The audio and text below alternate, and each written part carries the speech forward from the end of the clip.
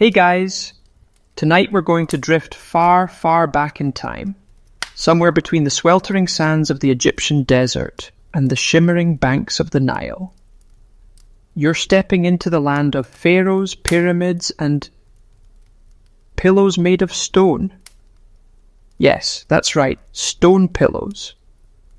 As odd as it sounds, in ancient Egypt, resting your head on a slab of carved rock was just part of everyday life.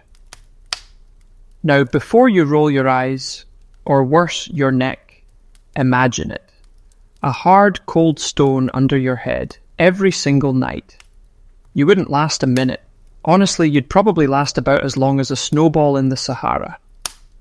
So, before you get comfortable, take a moment to like the video and subscribe, but only if you genuinely enjoy what I do here. And hey, drop a comment letting me know where you're listening from and what time it is there.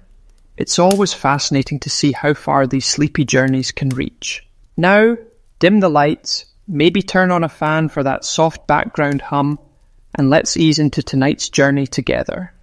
You find yourself wandering along the narrow, dusty streets of Thebes under a star-scattered sky that feels almost close enough to touch. The air is thick with the scent of sweet myrrh and faint traces of roasted grains, drifting from distant kitchens.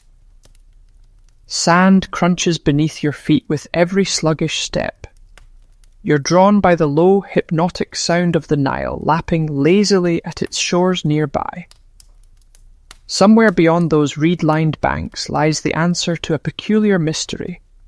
Why on earth would anyone, especially in this heat, choose to sleep with their head on a chunk of carved stone?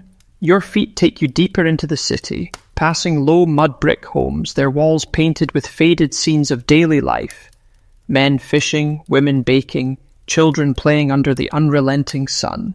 A stray cat watches you from a rooftop, blinking slowly, as if it too finds your curiosity amusing. Eventually you reach a small, dimly lit dwelling. Inside, the coolness is immediate. The air carries a slight chill, a welcome reprieve from the sticky night outside. Lamps flicker gently, casting shadows that dance on the walls like whispers from another world. And there it is. Resting on a simple woven mat in the center of the room, the famed Egyptian stone pillow. At first glance, it hardly looks like a pillow at all. It's more of a curved headrest, made from smooth alabaster, carved carefully into a crescent shape. One end is wider than the other, designed to cradle the head at just the right angle. The craftsmanship is stunning, but it's hard to ignore the glaring truth. It's still a rock. You kneel down and run your fingers along its cool surface. It's surprisingly silky to the touch, polished to perfection by hands long gone. You can't help but chuckle softly. It's hard to imagine anyone voluntarily placing their head on this thing for a night's rest. But as you gaze at it, you begin to sense something more, deliberate about its design. The stone pillow isn't just an odd choice, it's purposeful. In ancient Egypt, sleep wasn't merely a physical need, it was a deeply spiritual act. Egyptians believed that the world of dreams was a sacred space, a bridge between the mortal realm and the divine. The head, considered the seat of the soul, needed to be elevated, protected, and kept cool during sleep. The curved stone pillow achieved exactly that. It lifted the head away from the ground, allowing air to circulate beneath, preventing sweat and, let's be honest, keeping some rather unpleasant desert critters from crawling into your hair during the night. You smirk at the thought. Imagine waking up with a scorpion snuggled in your hair. Suddenly, that cold, hard stone doesn't seem so bad. There's something oddly charming about the Egyptian logic.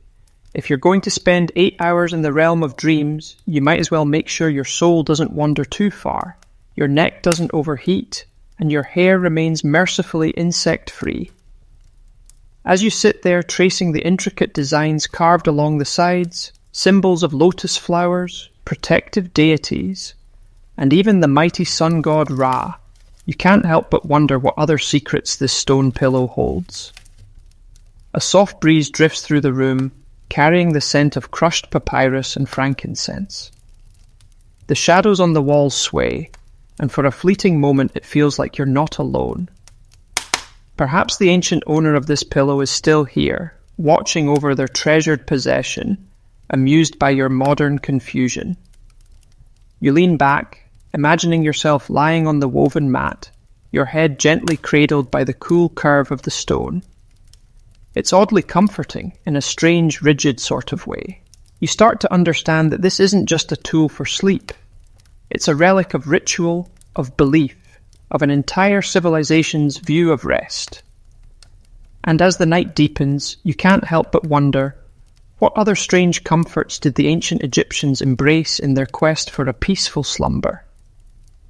Your eyes grow heavier as the room seems to sway ever so slightly, the flicker of lamplight blurring into soft golden haze. Somewhere outside, a distant temple bell chimes, calling worshippers to midnight prayers. You're already halfway between worlds, between waking and dreaming, between modern comforts and ancient mysteries. And this, you realize with a sleepy grin, is just the beginning of your journey tonight. You stir slightly, shifting your weight as you continue wandering through this ancient city, your curiosity leading you deeper into the mysteries of Egyptian slumber. The streets are quieter now, with only the occasional flicker of lamplight in the distance, guiding your steps like faint stars scattered across the earth. Your feet carry you toward a small, forgotten corner of the city, where time seems to have slowed to a crawl. The air grows cooler here, the walls more worn, the stones underfoot smoother from countless years of footsteps. And there it is again, another stone pillow, resting casually on a sleeping mat inside a modest home. It's smaller than the one you saw earlier, but still carved with precision. You crouch beside it, studying its shape. The top is gently curved, designed to cradle the neck just so, while the base remains sturdy, anchoring it firmly to the floor. You hesitate for a moment, then lower your head onto it, bracing yourself for discomfort. Surprisingly, it isn't entirely unpleasant. Sure, it's firm, there's no mistaking that, but it supports your neck in a way that feels oddly right. You can almost imagine the relief it would bring after a long day of labor under the unyielding Egyptian sun. As you lie there staring up at the ceiling beams above, you begin to understand why these peculiar objects became a staple in ancient households. These weren't just random hunks of rock. They were carefully engineered supports, shaped to provide both comfort and function. But of course, the Egyptians weren't content with mere practicality. No, they elevated these stone pillows into objects of status and symbolism. You glance around the room, noticing the simple furnishings, woven baskets, clay jars, and reed mats. But your gaze keeps returning to the pillow. It seems almost out of place here, too refined for such a humble setting. That's when it clicks.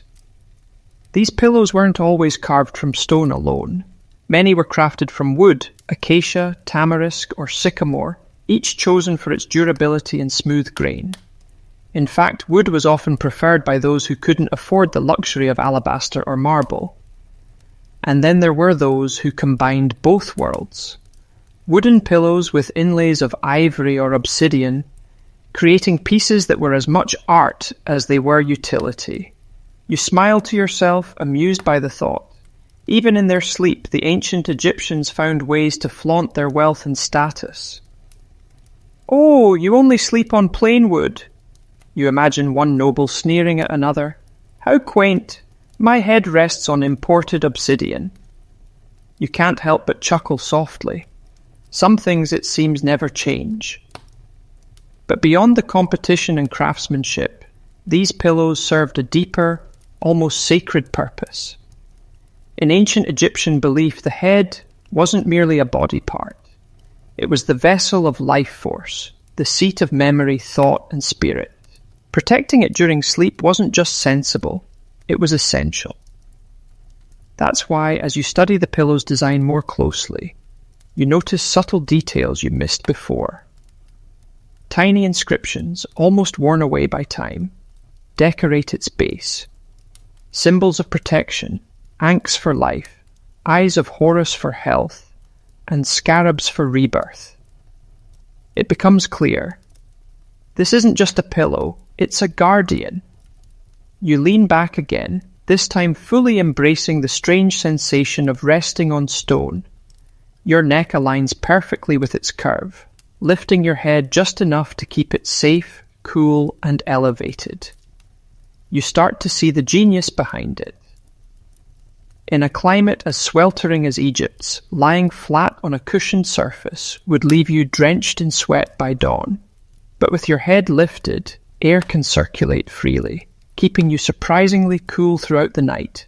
It's almost refreshing. Your thoughts drift, imagining the people who once lay here before you. Farmers, artisans, merchants, their bodies exhausted from the day's work, seeking refuge in the stillness of the night. You picture a young scribe, his fingers stained with ink, setting aside his papyrus scrolls before lowering himself onto this very pillow.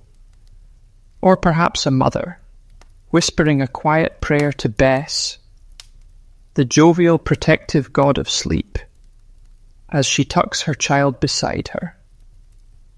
You wonder how many dreams were woven into these humble objects, how many hopes, fears, and whispered secrets they've absorbed over the centuries. A soft breeze stirs the curtains, and you catch the faint scent of lotus blossoms wafting through the air. The city outside has settled into slumber, the streets now empty save for the occasional patter of a stray cat. You close your eyes, letting the rhythm of the night wash over you. The distant murmur of the Nile, the gentle creak of wooden beams, the soft rustle of palm leaves in the wind. It all blends together, creating a lullaby as ancient as the sands themselves. And in this quiet, you realize something both amusing and profound. For all our modern luxuries, our memory foam, our weighted blankets, our temperature-regulating mattresses, perhaps the Egyptians had it right all along. Sometimes all you really need for a good night's sleep is a cool head and a firm place to rest it. You can almost hear the chuckle of some ancient craftsman watching you from across the centuries, nodding in approval. Sleep well, traveller, his gaze seems to say. You're in good hands tonight. And just like that, you drift a little deeper, your body growing heavier, your thoughts softening around the edges. The stone pillow cradles you, firm and steady, as the mysteries of the night unfold around you. You stir slightly, feeling the weight of sleep teasing at the edges of your mind. But the pull of curiosity is stronger still. You shift your position, lifting your head from the pillow of stone, and find yourself wandering again through the shadowed streets of the ancient city. As you walk, the air grows denser, laced with the faint aroma of burning resin and dried herbs. The walls close in around you, narrowing into winding alleys where the light barely touches. Somewhere nearby, you hear the soft hoot of an owl, an omen of wisdom, or perhaps something more mysterious. Your steps lead you toward a modest courtyard, where a family is gathered under the stars. The scene is quiet and intimate, parents tending a small cooking fire while children curl up nearby, their heads resting on curious little bundles of dried reeds and soft cloth. And there, tucked between them, are the stone pillows once again. But this time there's something different. You kneel down, examining the arrangement more closely. Beneath each stone pillow lies a layer of carefully woven mats and soft bundles of papyrus reeds. The contrast between hard and soft is striking, almost deliberate. You can't help but smirk at the practicality. It turns out even the ancient Egyptians weren't entirely committed to discomfort. They layered their bedding thoughtfully, mats on the floor for warmth, soft reeds for cushioning, and the stone pillow solely for the head and neck. It was a clever system, balancing comfort with their belief in the necessity of head elevation. You reach out, pressing your hand into the layered bedding. It's surprisingly springy, giving just enough to ease the pressure of the hard floor beneath. The stone pillow, meanwhile, remains cool and unmoving, steadfast in its singular purpose. As you watch the family settle in for the night, you notice the way they adjust themselves with practiced ease. They don't grimace or complain. In fact, their faces relax almost instantly, as though the familiar weight of the pillow brings a sense of security. And then it dawns on you. This isn't just about comfort or cooling. It's about ritual. Sleep for the ancient Egyptians wasn't merely a passive act. It was a carefully orchestrated event, rooted in centuries of tradition and spiritual practice. You glance towards the corner of the courtyard where an elderly woman sits, her fingers weaving tiny amulets from reeds and coloured beads. She hums softly under her breath, a melody as old as the Nile itself. You listen closely and the words begin to take shape in your mind. They speak of protection, of safe passage through the dream world, of awakening renewed.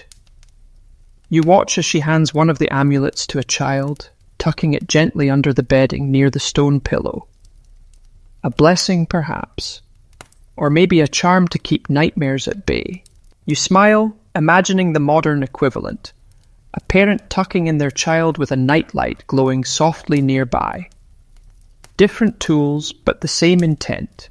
Comfort, safety, peace. As the family drifts into slumber, you notice another detail that makes you chuckle. The father, likely a labourer by day, snores with the enthusiasm of a man utterly unbothered by life's mysteries. His head rests firmly on the stone pillow, tilted slightly upward, his face turned toward the heavens. You lean closer, noticing the faintest smile at the corners of his mouth. You can't help but wonder what dreams fill his night, visions of lush fields perhaps, or feasts beyond imagining. Or maybe he's simply dreaming of a world where he doesn't have to wake before dawn. Either way, he looks perfectly at ease, and that's when another peculiar truth emerges. For the Egyptians, the pillow wasn't just about sleep. It was also about protection during a state they believed to be perilously close to death. To them, each night was a journey into the unknown, a time when the soul wandered freely through realms beyond human comprehension. The pillow's role was both physical and spiritual, a tool to keep the head elevated, yes, but also a safeguard to prevent malevolent forces from tampering with the vulnerable sleeper. It's no wonder, then, that these stone pillows were often adorned with protective symbols: ankhs for life, eyes of Horus for vigilance, and scarabs for transformation. You glance back at the father, his peaceful face bathed in the soft glow of the fire. His pillow, too, bears the same markings, faint, worn down by years of use, but still present. There's something deeply comforting about this scene, about the way ancient wisdom and simple necessity intertwine. You sit there for a long moment, simply watching the flames dance, and listening to the gentle rise and fall of the family's breathing. In this quiet space, far removed from the noise and bustle of modern life, you realize how much we've lost in our pursuit of comfort. The ancient Egyptians may not have had memory foam or temperature-controlled beds, but they had something else entirely. They had intention. Every aspect of their nightly ritual was deliberate, infused with meaning and purpose. From the layering of mats and reeds to the carving of the stone pillow itself, everything was designed with care. And perhaps in some small way that made their sleep all the more restful. You lean back once more, letting your gaze drift up to the night sky above, where the stars shimmer like tiny fires scattered across the heavens. Somewhere out there, beyond the reach of time, you imagine the ancient gods watching over this sleeping city, their forms carved into the constellations themselves. You close your eyes, letting the soft hum of the night lull you back toward that dreamlike space between waking and sleep. And as you drift further, the stone pillow remains beneath your head, cool, solid, and eternal. A quiet reminder that even the strangest traditions often hold more wisdom than we realize. You drift deeper into the night, lulled by the gentle weight of the air and the steady rhythmic breaths of the sleeping city. The coolness of the stone pillow lingers at the nape of your neck, and the flicker of lamplight from distant homes glows like tiny embers against the dark. As you continue wandering through this ancient world, you soon learn that the stone pillow wasn't merely an object for sleep or comfort. It held a far more curious and perhaps unsettling role in Egyptian belief. You find yourself standing at the entrance of a modest shrine, the scent of burning myrrh curling through the air. Inside, seated around a small, low table, a circle of elders gathers under the glow of oil lamps, their faces weathered and wise, their voices soft as they share hushed tales about the world beyond sleep. You creep closer, listening carefully. They speak of the Ka, the life force that leaves the body during slumber. According to their beliefs, each night your Ka wanders into the unseen realms, walking among gods, spirits, and sometimes more sinister beings. The stone pillow, they explain, isn't just about neck support. It serves as a barrier, anchoring your Ka to your body, ensuring it finds its way back by dawn. You can't help but grin slightly at the idea. Forget alarm clocks. The ancient Egyptians had stone pillows to keep their souls from drifting too far during the night. But it gets stranger still. Some believe that without the right kind of pillow, especially one carved with specific protective symbols, the sleeper's spirit could become lost forever, trapped in the dark corners of the afterlife. You glance at the pillow beside you, suddenly viewing its smooth surface in an entirely different light. It's not just a headrest, it's a tether, a lifeline, a mystical anchor holding body and soul together. The elders' voices grow softer now, murmuring about dreams that go awry. Dreams in which the sleeper's Ka cannot return, leaving their body cold and unmoving by morning. You shiver slightly, though whether from the cool desert breeze or from the story itself, you're not quite sure. And of course, as with so many things in ancient Egypt, this practice wasn't just reserved for the living. You follow the elders' gaze to the far side of the room, where a collection of funerary goods sits waiting to be transported to a tomb. Among the ornate canopic jars and gilded amulets, you spot a familiar shape, a stone pillow, this one carved with astonishing detail. It's slightly larger than the others you've seen, its sides adorned with intricate scenes of gods and goddesses, each figure posed in delicate protection around a central sun disk. Along the base, a line of hieroglyphs runs in neat rows, the message likely intended to guard its owner in both life and death.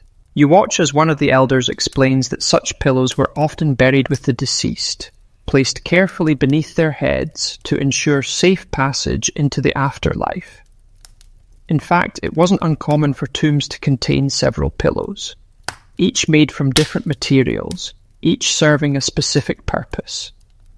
Some were carved from alabaster for purity, others from ebony for strength, and still others from faience for spiritual transformation. Every detail, from the type of stone to the angle of the curve, was chosen with meticulous care. You find yourself wondering how many of these stone pillows still lie undisturbed, hidden beneath the sands, cradling the heads of long-forgotten sleepers. The thought sends a shiver down your spine, but also a strange sense of peace. After all, for the ancient Egyptians, death wasn't something to fear. It was simply another journey, another step along the endless path of existence. And the stone pillow, it was their trusted companion for that final voyage. You imagine the quiet rituals performed before burial, the soft chants, the gentle touch of family members placing the pillow beneath the head of their loved one, whispering prayers for safe travels beyond the veil. There's something deeply touching about it. You begin to realize that, in a way, these stone pillows were less about comfort and more about continuity. They weren't just objects of sleep. They were bridges between worlds, between waking and dreaming, between life and death, between what is known and what lies beyond. You sit in silence for a long moment, allowing the weight of that thought to settle over you. Outside, the desert winds pick up again, sending fine dust swirling through the air. The stars above seem to burn a little brighter, casting their cold, steady glow upon the earth. You lean back against the stone wall, the faint hum of the city's slumber surrounding you like a blanket. It's strange, you think, how something as simple as a pillow could hold so many layers of meaning. Comfort, protection, ritual, and mystery all rolled into one small, curved piece of stone. And as your eyelids grow heavy once more, you can't help but smile. Somewhere far beyond the sands and stars, 1,000 stone pillows cradle 1,000 sleeping souls, each one whispering the same ancient promise: sleep safely, dream deeply, return home. And with that comforting thought, you begin to drift again, carried gently by the warm, steady current of the Egyptian night. The night deepens, and your footsteps grow slower, more languid, as though the air itself has thickened into something soft and heavy, coaxing you towards sleep. Yet curiosity tugs at you still, pulling you toward another corner of this ancient world, one that's far less mystical and far more practical. You find yourself entering what looks like a small artisan's workshop, its walls lined with tools, bits of stone, and curls of fragrant wood shavings. The scent of freshly carved timber mingles with the dry, mineral tang of polished stone. Here, in this quiet, humble place, the stone pillows are born. You watch as a craftsman works steadily by the flickering light of an oil lamp. His hands are thick and calloused, his face lined by years of squinting in the sun. Yet his movements are surprisingly delicate, almost reverent, as he chisels away at a block of alabaster. Each tap of his hammer is soft but purposeful, as if he's coaxing the shape from within the stone rather than forcing it into form. You step closer, drawn by the rhythmic sound of his work. On the table before him lies a half-finished pillow. Its crescent shape is beginning to emerge from the rough block, its surface already cool and smooth under his careful touch. You're struck by the precision of it, the way every curve is designed to cradle the neck just so, neither too high nor too low. The craftsman tests it repeatedly against a carved wooden mold, adjusting by mere millimeters. He doesn't glance up, but he speaks softly, as if aware of your presence. "These aren't just rocks," he mutters, his voice low and steady. "They must fit the head perfectly. Too high and the sleeper's dreams sour, too low and their spirit slips away."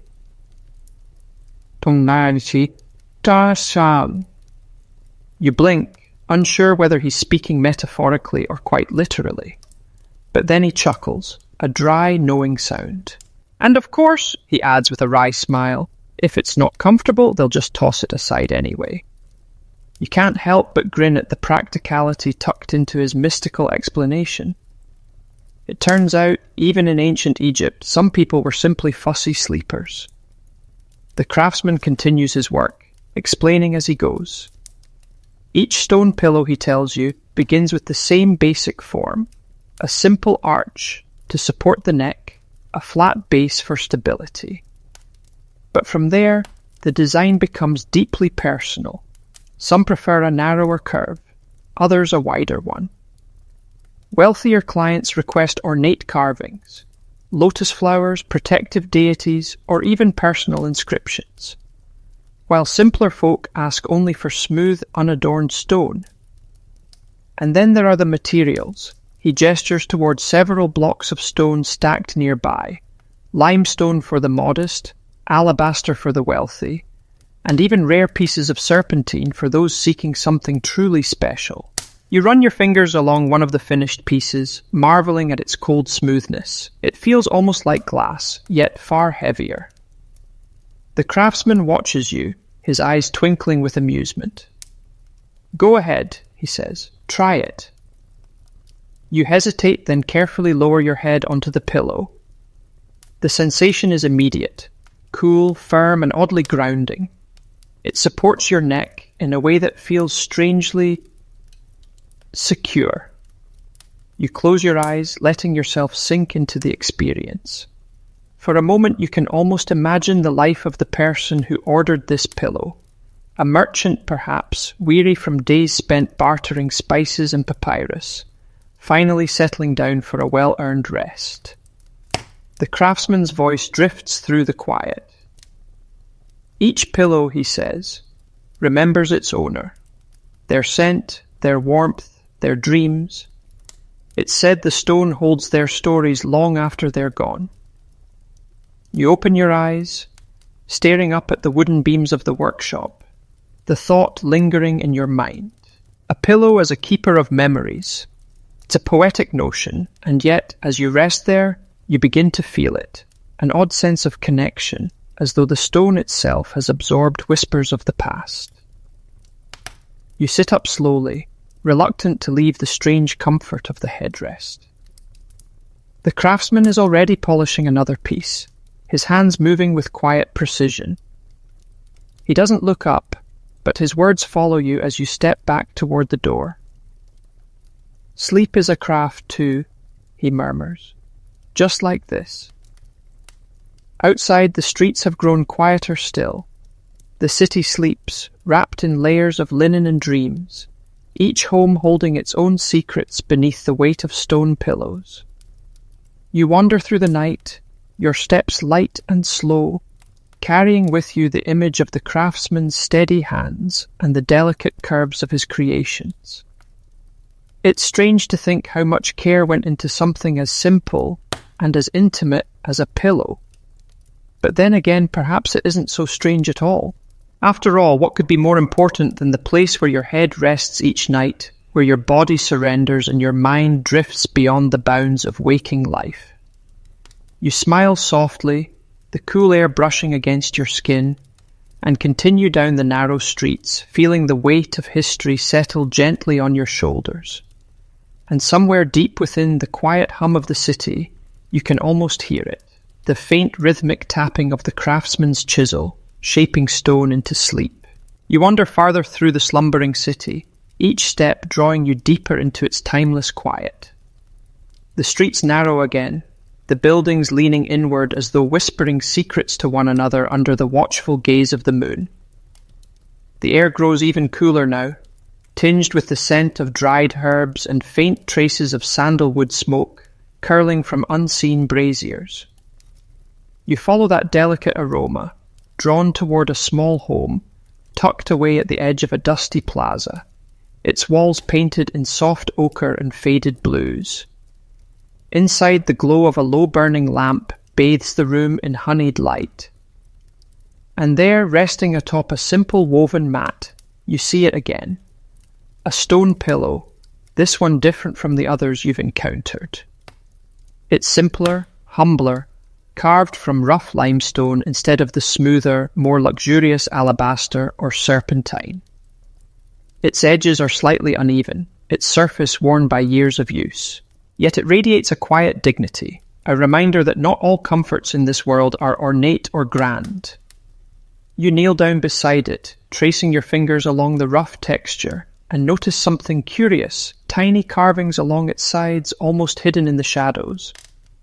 At first they seem like random marks, scratches from wear and tear perhaps. But as your eyes adjust, you begin to see their deliberate patterns. They're hieroglyphs, small, precise, and faint with age. You lean closer, studying the symbols. They speak of protection, of safe passage through the night, of keeping dark forces at bay. But more intriguingly, they also tell a quieter, simpler story, the daily life of the pillow's owner. A fisherman by trade, his days spent casting nets into the Nile and his nights spent here, resting his head upon this very stone after long weary hours under the blistering sun. You smile softly, imagining his life. The rough texture of the ropes in his hands, the scent of river reeds clinging to his tunic, the gentle sway of his boat as it glides through the water. And then, at the end of the day, the familiar comfort of this humble stone pillow, cooling his brow as he drifts into dreams of calmer waters.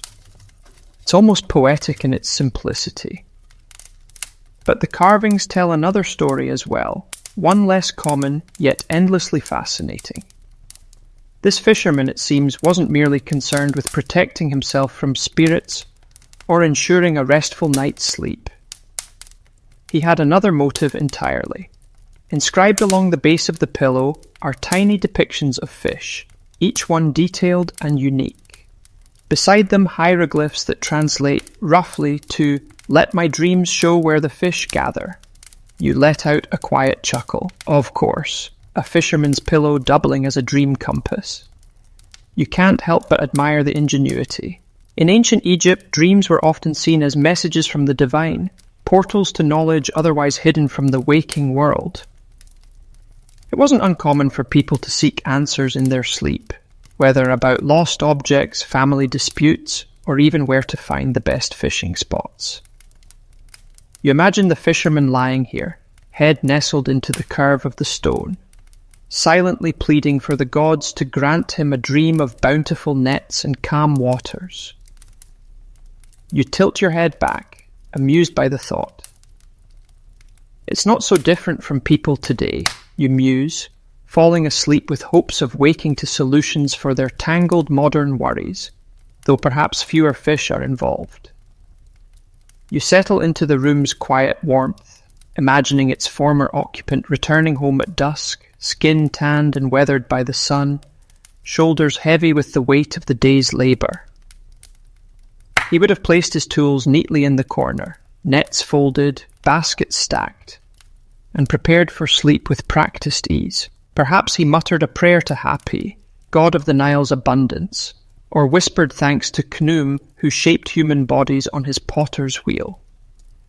And then, with the calm certainty of routine, he would have lowered himself onto the mat, his head finding the familiar, unwavering coolness of his stone pillow.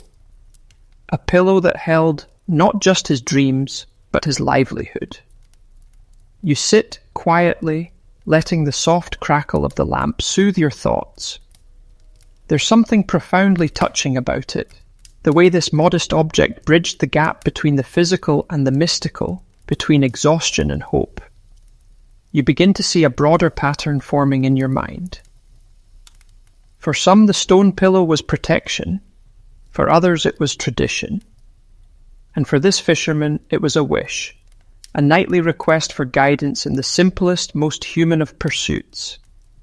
You rise slowly, casting one last glance at the worn carvings along the pillow's side, the tiny fish forever swimming in the currents of stone. The room feels smaller now, cozier, as though the walls themselves lean in to share in your quiet reverence. And as you step back into the cool night air, you carry with you the soft comfort of that modest home, the fisherman's gentle dream still echoing in the silence. The streets stretch before you once more, winding and empty, yet filled with stories waiting to be uncovered. And somewhere in the distance, beyond the quiet rooftops and the rustling palms, the Nile continues its eternal song, a lullaby for those who listen. You follow its call, your footsteps light, your thoughts wrapped in dreams of stone and water, of pillows that cradle more than just the head. They cradle hopes too, and you, it seems, are beginning to understand them all. You continue along the winding streets, guided by the soft pull of the Nile's ancient rhythm, each step carrying you further into the heart of the city's mysteries. The night air hums with a quiet stillness, as if every stone and shadow has settled into its rightful place.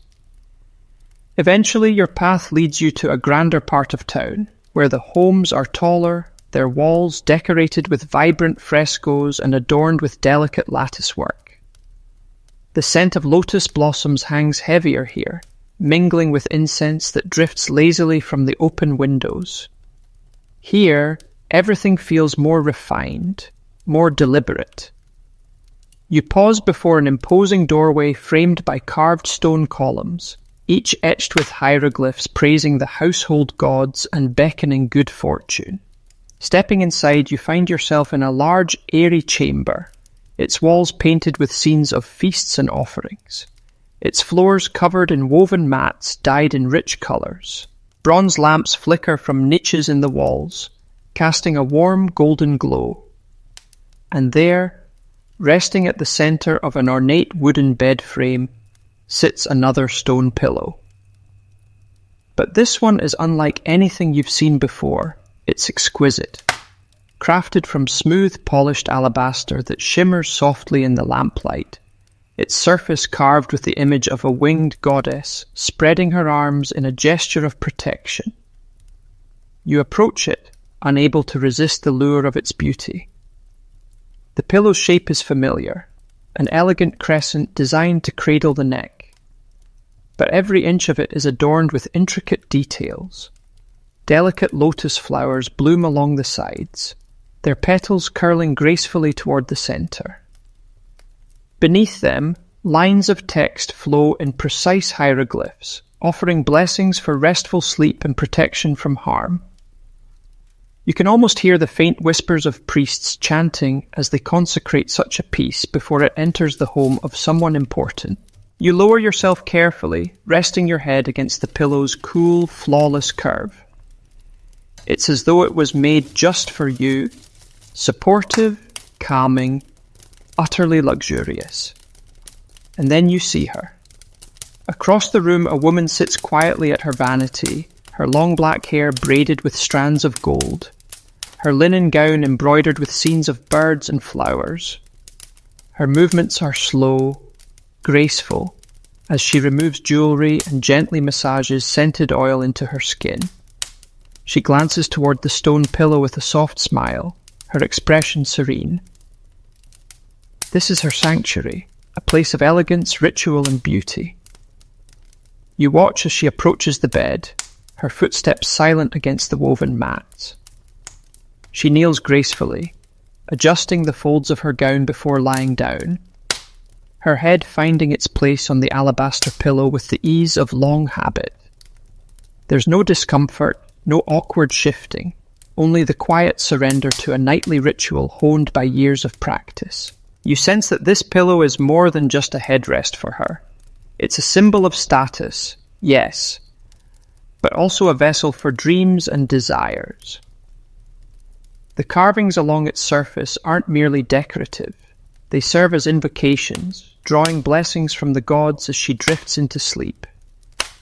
Perhaps she dreams of banquets and music, of gardens heavy with figs and dates, of silk robes and perfumed air. Or perhaps her dreams are simpler, quiet moments of peace, free from the expectations that weigh upon her by day. You realize then that these stone pillows, while uniform in shape, carry wildly different meanings depending on their owners. For some they are tools of survival, for others vessels of hope. And here, in this chamber of soft light and fragrant air, the pillow is both a crown and a comfort. You watch as the woman's breathing slows, her body relaxing into the familiar contours of the bed. The alabaster beneath her head glows faintly in the lamplight, as though it holds some secret warmth. Outside, the breeze stirs the curtains, carrying the distant sound of a flute from the city's quieter corners. You smile softly, struck once again by the universality of it all. Whether carved from rough limestone or rare alabaster, whether resting in a fisherman's cottage or a noblewoman's chamber, the stone pillow is a constant companion, steady, silent, enduring.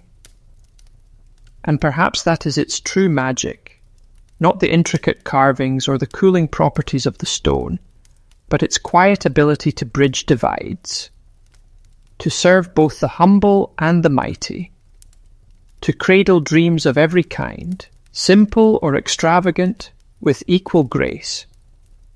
You rise slowly, leaving the noblewoman to her dreams, and step back into the cool night. The streets feel different now, wider, more open, as though the city itself recognizes the peace that settles over it. Above you the stars shine brighter, their light soft and steady, like watchful eyes guarding the sleeping world below. You walk onward, guided by that ancient glow, your heart lighter, your steps slower. Somewhere ahead, more stories await, more pillows cradling more dreams. But for now, you carry with you the quiet elegance of this chamber, the memory of alabaster coolness, and the soft truth that sleep, in all its forms, is a treasure meant for everyone. And with that, you wander deeper into the night, your mind drifting as gently as the Nile itself, cradled by history, by moonlight, and by stone. The streets stretch ahead of you like ribbons of silver under the moonlight, their edges softened by drifting sands. You walk slower now, not from weariness, but from the weight of everything you've seen. Fishermen dreaming of plentiful catches, noblewomen resting on alabaster thrones disguised as pillows, each soul cradled by the same peculiar tradition. But tonight's journey is far from over. Drawn by faint echoes of laughter and distant music, you follow the sound through a series of winding alleys, until you reach a lively courtyard tucked away behind high mud brick walls. Here, the atmosphere shifts entirely. Gone is the solemn quiet of sleeping households. Instead, you find yourself surrounded by colour and movement, musicians plucking harps and flutes, dancers moving in swirling linen robes, and guests reclining on cushions, sipping from cups filled with dark, sweet wine. It's a celebration, and judging by the overflowing platters of roasted duck, honey cakes, and figs, it's quite the lavish one. You linger at the edge, watching as the guests laugh and chat, their jewellery flashing in the lamplight. But it isn't the food or the music that draws your eye. In a corner of the courtyard, partially hidden behind flowing curtains, there's an unusual display. Dozens of stone pillows lined neatly on a low platform, each one unique in shape, size, and decoration. You approach with quiet fascination. Some are elegantly simple, smooth curves with no markings, their surfaces polished by time and countless heads resting upon them. Others are far more elaborate, carved with elaborate scenes of gods feasting in paradise, animals frolicking through fields of papyrus, or intricate geometric patterns meant to ward off evil spirits. And then there are the truly eccentric ones, pillows shaped like open lotus flowers, falcon heads, or coiled cobras, their designs bold and daring, likely commissioned by those with a taste for the extravagant. You chuckle softly. Even in sleep, it seems, the wealthy Egyptians couldn't resist a little flair.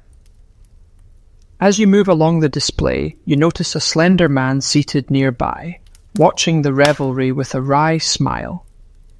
His robes are simple, yet finely woven, and his fingers are stained with pigment.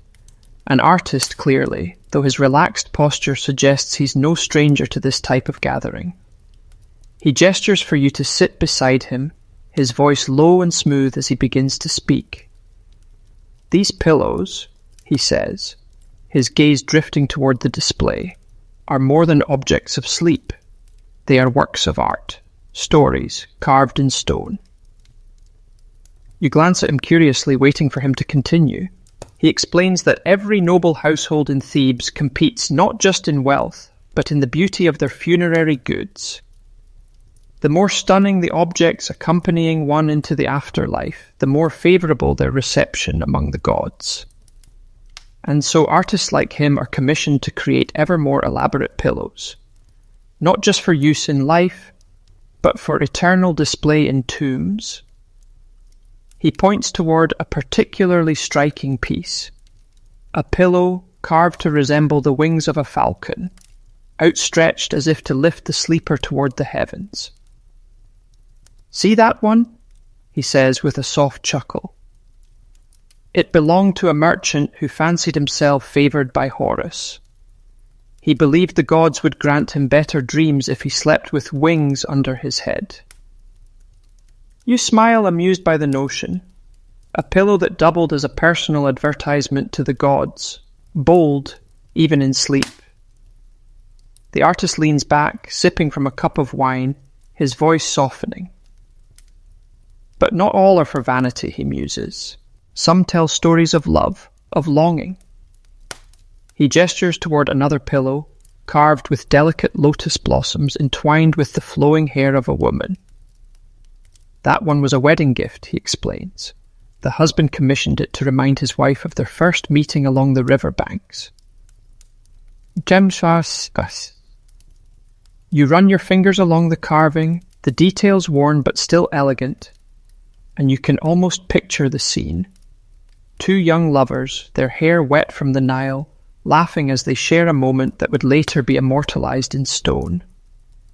The artist's gaze grows distant, his voice tinged with something softer, almost melancholic. They believed, he says, that dreams carried messages from the gods, but also from the heart. A good pillow wasn't just for restful sleep, it was for remembering what mattered most. You sit there in quiet reflection, surrounded by music, laughter, and the scent of lotus and wine, struck by the layers of meaning packed into these unassuming objects. Each pillow here has cradled not just heads, but desires, fears, memories, and hopes. And perhaps that's the greatest comfort of all, knowing that sleep, whether under starlight or within stone chambers, connects every soul in this city. The artist turns to you with a knowing smile, his eyes twinkling. Careful, he says, half in jest. Spend too long with these pillows, and you may find yourself dreaming their dreams. You both laugh softly, the sound swallowed by the night's festivities. As you rise to leave, he calls after you, his voice carrying through the music and laughter. Remember, he says, raising his cup in a gentle toast, even stone can be soft in the right hands. You smile at his words, letting them settle over you like a warm blanket as you step back into the cool, open streets. The party fades behind you, replaced once more by the steady hush of the desert wind and the distant call of the Nile. But something lingers, something about the way the artist spoke, about the way those pillows seemed to glow in the lamplight, holding stories beneath their smooth surfaces.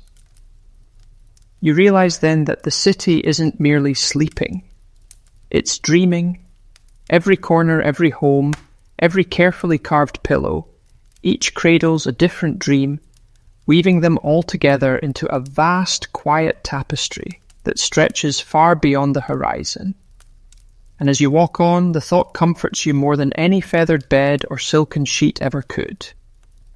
After all, it's not the softness of the pillow that makes it special. It's the dreams it holds. The streets grow quieter as you wander away from the fading music, each step bringing you deeper into the city's sleeping heart.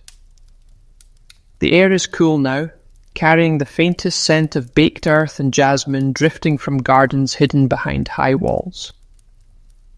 As you walk, you can't help but wonder, what would it feel like to dream upon one of those extravagant pillows, the ones carved with wings and blossoms and secret messages? That question draws you down a narrow alleyway where the walls close in and the air feels thick with memory. You soon arrive at a modest temple, its entrance flanked by statues of Bes, the squat, wide-eyed god of sleep and protection, his tongue sticking out in playful defiance of all things dark and dangerous. You smile. Of all the Egyptian deities, Bes seems the most approachable, a little comical, but fiercely beloved. Inside the temple, the walls are covered with murals of him dancing, wielding knives to fend off night terrors and misfortune, his wild beard curling like flames. A soft hum fills the air, a low, soothing chant sung by a lone priest seated near the altar, his voice weaving through the temple like smoke. Before him lies an offering table covered with small tokens, carved wooden lions, copper amulets, and yes, stone pillows. These are different though. They're small, palm-sized, clearly not meant for actual use. Miniature stone pillows shaped perfectly but scaled down, with tiny inscriptions along their sides. You pick one up carefully, feeling its weight in your hand. The surface is cool, but the carvings are precise, intricate, even in such a tiny form. The priest glances up, his voice soft but steady. Offerings, he explains, gesturing toward the little pillows. Gifts for Bess. Tokens from those seeking his favour. You watch as he carefully arranges another tiny pillow on the table, murmuring words of blessing under his breath. They bring these, he continues, to ask for protection, from bad dreams, from restless nights, from the creatures that crawl in the shadows of sleep. You nod slowly, intrigued by the quiet devotion filling the room. It seems that for many, the stone pillow wasn't merely for physical rest. It was a sacred symbol, a bridge between the waking world and the unknown landscapes of dreams. The priest smiles knowingly, as if reading your thoughts. Bess watches over them all, he says, tapping one of the carved statues affectionately. He guards the threshold of sleep, ensuring that what comes in the night is only what's meant to be seen. He leans in slightly, lowering his voice to a conspiratorial whisper. But you know, he adds, a playful twinkle in his eye. Sometimes even Bess cannot stop what the heart is determined to dream. You can't help but grin at that. You imagine the ancient Egyptians placing their tiny stone pillows on this altar, quietly hoping for good dreams, or perhaps simply asking for a peaceful night, uninterrupted by the buzzing of mosquitoes and the weight of worry. The priest rises slowly, his robes whispering against the floor as he moves toward a larger pillow resting at the foot of the altar. This one isn't miniature. It's a full-size stone pillow carved from obsidian, its black surface glimmering faintly under the flicker of lamplight. Unlike the others, it bears no decorative scenes, only a single powerful symbol etched deeply into its face. The Eye of Horus, watching, unblinking, eternal. This, the priest says reverently, is for those who seek clarity in their dreams. He gestures for you to approach, and you find yourself drawn to it, compelled by its quiet, steady presence. Some come here to sleep, he continues, to rest their heads upon it, seeking visions from the gods. You raise an eyebrow, surprised. In the temple?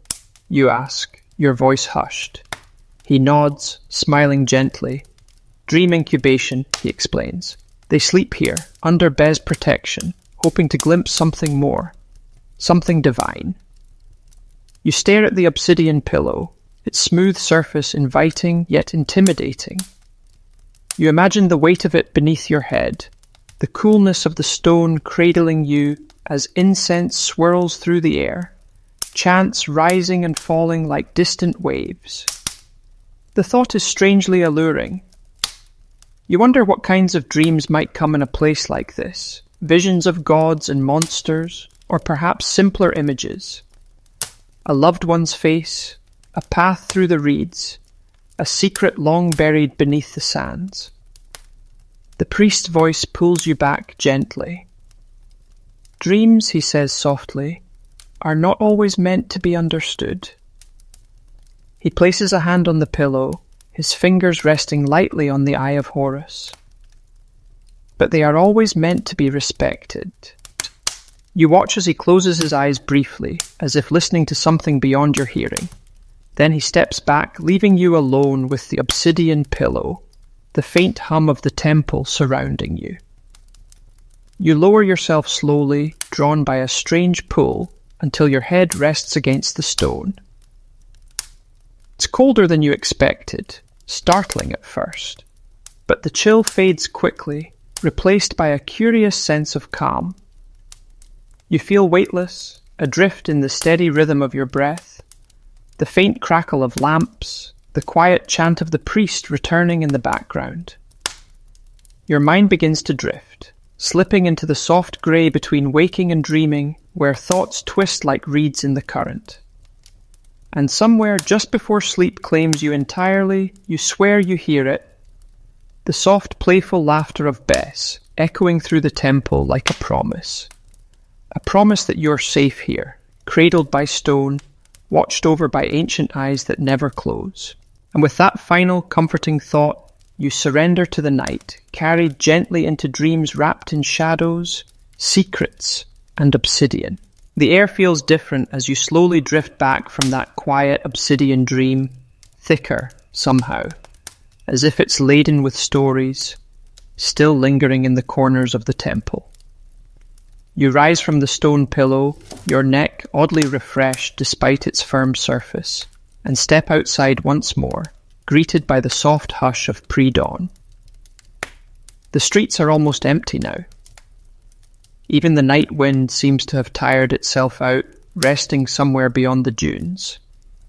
You follow the winding path instinctively, drawn by a faint amber glow on the horizon, the first hint of morning teasing the edge of the sky. Yet your mind remains heavy with questions, turning over the strange blend of comfort and ritual that the stone pillows represent. They're not merely objects, they're companions for the night, guardians of dreams, even tools for divine encounters. As you walk, the scenery begins to change again. The city's mud brick homes fade into more imposing structures, their walls tall and sloped, adorned with frescoes depicting rituals and processions. You've reached the outer edges of a royal district, where few commoners tread. A low hum vibrates in the air here, not sound exactly, but a kind of quiet energy, as though every stone underfoot remembers the footsteps of kings and priests who walked here long before you. Ahead, a small procession moves through an open courtyard. Servants in white linen tunics carry bundles wrapped in fine cloth, their movements graceful, careful, reverent. At first you think they're bearing food or offerings, but as you step closer you see the truth. They're carrying pillows, dozens of them, stone pillows, each carefully wrapped and tied, forming an elegant line that winds toward a grand hall, adorned with columns carved like blooming papyrus stalks. You follow at a respectful distance, curious but cautious. Inside, the hall is cool and cavernous, its ceiling high above, supported by thick columns painted in deep blues and greens to mimic the lush wetlands of the Nile. In the centre of the space, large wooden platforms are arranged, covered with linen shrouds and surrounded by incense burners. This is no mere bedroom or temple, it's a funerary preparation hall. The servants lay down the stone pillows one by one, arranging them with exact precision beneath the heads of the figures lying upon the platforms. Mummies, swaddled tightly in linen, their faces serene beneath painted masks. The air is thick with incense and the faint tang of preservation oils. The mood here is not sorrowful, it's methodical, careful, even hopeful. A priest overseeing the ritual gestures calmly, ensuring every pillow is aligned correctly, every amulet placed precisely. You watch entranced as the ritual continues. It's here that the stone pillow reveals yet another role, perhaps its most important of all. In death, the Egyptians believed the body required protection not just from physical decay, but from the spiritual challenges of the afterlife. The stone pillow positioned beneath the head of the deceased served as a vital tool, lifting the head so the soul could breathe freely and ensuring the deceased could speak in the afterlife. The curve of the pillow was more than ergonomic design. It represented the horizon itself, the place where the sun rises and sets, symbolizing death and rebirth. By resting upon it, the deceased was metaphorically aligned with this eternal cycle, poised to rise again just as Ra does each dawn. You shiver, realizing the depth of symbolism carved into something as unassuming as a headrest. The priest begins to chant softly, his voice weaving through the incense-laden air, invoking protective deities, Isis, Nephthys, Anubis, all called to watch over the departed on their long journey through the underworld. And you notice something else. Each stone pillow bears specific symbols tailored to the life and needs of the deceased. One pillow carved with a scarab promises safe passage through transformations. Another bears the Eye of Ra, ensuring protection from hidden dangers.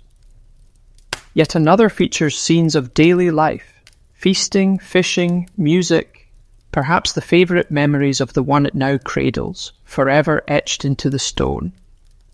You feel a sudden sense of awe, realizing that these weren't just tools of the living or even of sleep. These pillows were designed to cradle the dreams of eternity, to serve as a bridge between worlds, between the soft weight of linen wrappings and the unseen expanse of the afterlife.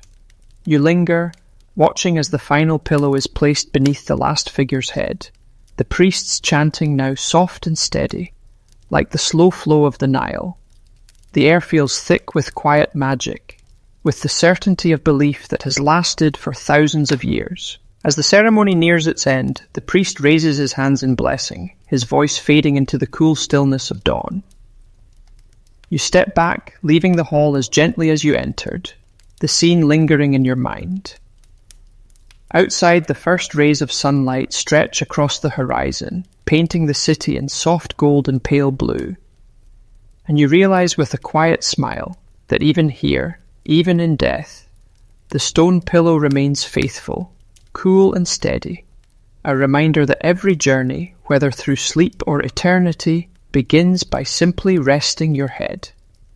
You walk onward, the rising sun warming your back, your thoughts wrapped in dreams of stone and stories whispered by the winds. And somewhere far behind you the city continues to dream, cradled by the same timeless comfort, forever caught between night and day, between life and something far beyond. The sun now peaks above the horizon, bathing the city in soft amber light.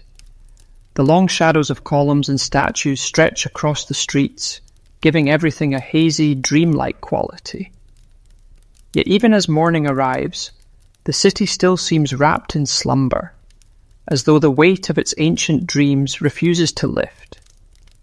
You move slowly, the images of the funerary hall lingering in your mind, the priests, the mummies, the stone pillows cradling heads that would never wake in this world again. But not every story tied to these curious objects ends in tombs or temples. Your wandering soon takes you toward the bustling heart of the city's marketplace, where life begins to stir again under the gentle warmth of the morning sun. Vendors arrange baskets of dates and figs, potters display their wares, and scribes unfurl scrolls in shaded stalls, preparing for the day's work. But it isn't the food or the traders that catch your attention. It's the loud, animated conversation of a group of travellers gathered around a small, curious display in a corner of the square. You approach, drawn by the lively chatter, and see what they're discussing. Before them sits a merchant's cart piled high with an assortment of goods, linen, pottery, charms, and among them several stone pillows. But these are not finely carved pieces destined for nobles or temples. They're simple, rugged, and designed with portability in mind. Pillows for travellers. The merchant, a stout man with sun-darkened skin and a bright white tunic, gestures grandly to the collection. "Rest your head like the pharaohs," he proclaims with a grin, patting one of the sturdy stone headrests. "Sleep safely, sleep coolly, wherever the road may take you." You can't help but smile at his enthusiasm. He picks up one of the smaller pillows, made from dense sycamore wood, but shaped like its stone counterparts, and holds it aloft for all to see. "Not just for kings, my friends," he declares. "Even the weary traveller deserves a night of comfort beneath the stars." You watch as the crowd chuckles, some skeptical, others intrigued. He continues his pitch, explaining that these portable pillows are lighter than stone, but carved to the same traditional shape, providing the same elevation and air circulation, without the back-breaking weight in one's travel pack. You find yourself chuckling softly, leave it to human ingenuity, and perhaps a dash of salesmanship, to adapt even the most sacred objects for convenience. One traveller, a young woman with sun-bleached hair and dust-covered sandals, steps forward and tests one of the wooden headrests. She smiles, clearly surprised at its comfort. "Better than a bed of rocks, isn't it?" The merchant winks, eliciting another round of laughter from the gathering crowd. But as you watch, you begin to realize there's more to this scene than simple commerce. The merchant lowers his voice slightly, leaning in toward the curious traveller as he points to a small marking etched beneath the pillow's arch. You move closer, catching the faint glimmer of a protective symbol, an ankh intertwined with a lotus blossom, barely visible but purposefully placed. "Every pillow carries its blessing," the merchant says softly, his tone now far more serious. "Not just for the body, but for the spirit." He explains that many travellers believe such pillows keep them safe on long journeys, not merely from discomfort, but from the malevolent forces said to lurk along unfamiliar roads and darkened campsites. "They say," he murmurs with a knowing look, "that a traveller who sleeps with their head upon bare ground invites more than just cold air." The young woman nods thoughtfully, purchasing the headrest with a handful of copper coins, tucking it into her bundle with great care. You follow her gaze as she leaves the market, her new pillow secured beneath her arm, already looking more assured as she disappears into the morning light. You glance back at the merchant, who's now busy enticing another customer with tales of desert nomads and the mystical protection of pillows. It strikes you then, these pillows, even the simplest and most practical, aren't just about sleep. They're talismans of continuity, objects that travel with their owners through changing landscapes, unfamiliar towns, and the uncertain realm of dreams. You imagine caravans resting under a canopy of stars, their members lying with heads cradled on wooden or stone headrests, the quiet confidence of ancient traditions soothing their worries. It's a lovely image, one of connection across distance, across time. And you realize with a soft smile that whether in the heart of a bustling market or beneath the vaulted ceilings of a temple, the humble pillow remains a steadfast companion, a symbol of safety, a touch of home, a quiet reminder that wherever you rest your head, you are part of something older, something wiser, something that transcends simple slumber. As the market begins to fill with the noise of morning commerce, bartering voices, clinking metal, the distant bray of donkeys, you step away from the crowd, your thoughts still drifting like soft linen in the breeze. The sun climbs higher, bathing the streets in light. But in your mind the city still sleeps. Each household, each traveller, each tomb, united by the same enduring ritual. And as you wander on, you can't help but think, it's not the softness of the pillow that matters.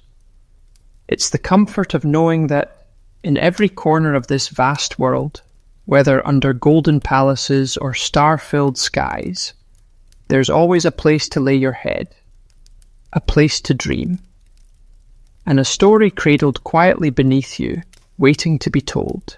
The sun continues its slow ascent, casting a honeyed glow across the city, but you feel no rush to leave this quiet, lingering dream. Your footsteps carry you toward the quieter districts now, where the houses are smaller and the streets narrower, winding through clusters of humble homes that feel untouched by the grandeur of temples or the bustle of markets. Here, the scent of baking bread drifts through the air, mixing with the faint tang of clay and smoke.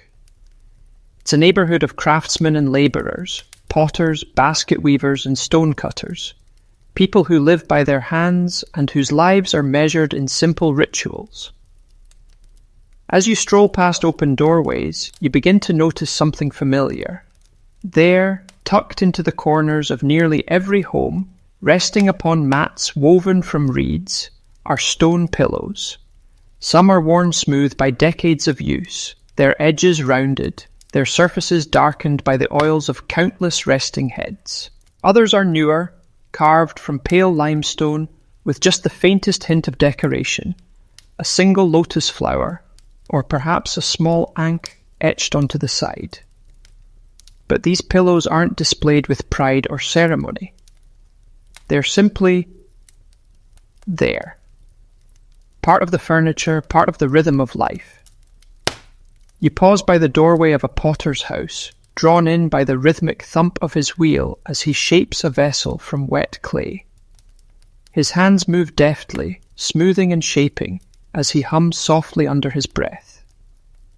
Nearby, his wife tends to a small fire, baking flatbreads on a hot stone, while their children chase each other around the courtyard, their laughter bright against the morning stillness. And in the corner, against a wall, shaded by a rough linen curtain, lies their stone pillow, simple, unadorned, but clearly loved. You watch as the potter finishes his work, wiping his hands on a cloth before settling down beside the pillow with a satisfied sigh. He leans back, resting his head against it with the ease of someone who has done so every day of his life. His wife joins him soon after, laughing at something he says, and the two of them sit there together, heads propped up by the cool stone, watching their children play. It's a scene so ordinary, so unassuming, that you almost overlook its quiet beauty. Here, the stone pillow isn't a status symbol or a ritual object. It's simply part of daily life, trusted, enduring, and comforting. You find yourself smiling, realizing that for most people in this city, the stone pillow isn't about grandeur or magic. It's about home. It's the object waiting for them after long hours spent under the harsh sun, after blistered hands have finished their work, after the last meal has been shared. It's the thing that holds their heads when sleep finally comes. You watch as the potter dozes off for a brief nap, his face softening as the weight of the morning slips away. His breathing grows steady, and for a moment everything else falls silent. The fire, the laughter, the wind beyond the courtyard walls. All that remains is the stillness of sleep, cradled by stone. You sit quietly, watching this small, perfect scene unfold. And suddenly, you understand something that no temple or tomb could have shown you. For all the symbolism and craftsmanship, for all the talk of spirits and dreams and afterlife journeys, the heart of the stone pillow lies here, in simplicity. It is, at its core, an object of trust, something that asks nothing, yet gives everything. A place to rest your head, a moment to let your guard down, a reminder that no matter how hard life becomes, there is always this soft pause at the end of the day, a shared universal comfort. You glance around at the other homes nearby and see similar scenes unfolding. Families gathering for meals, neighbours chatting softly over low walls, children napping in shaded corners, their heads resting on worn stone pillows, their faces serene. It's humbling, this quiet tapestry of life.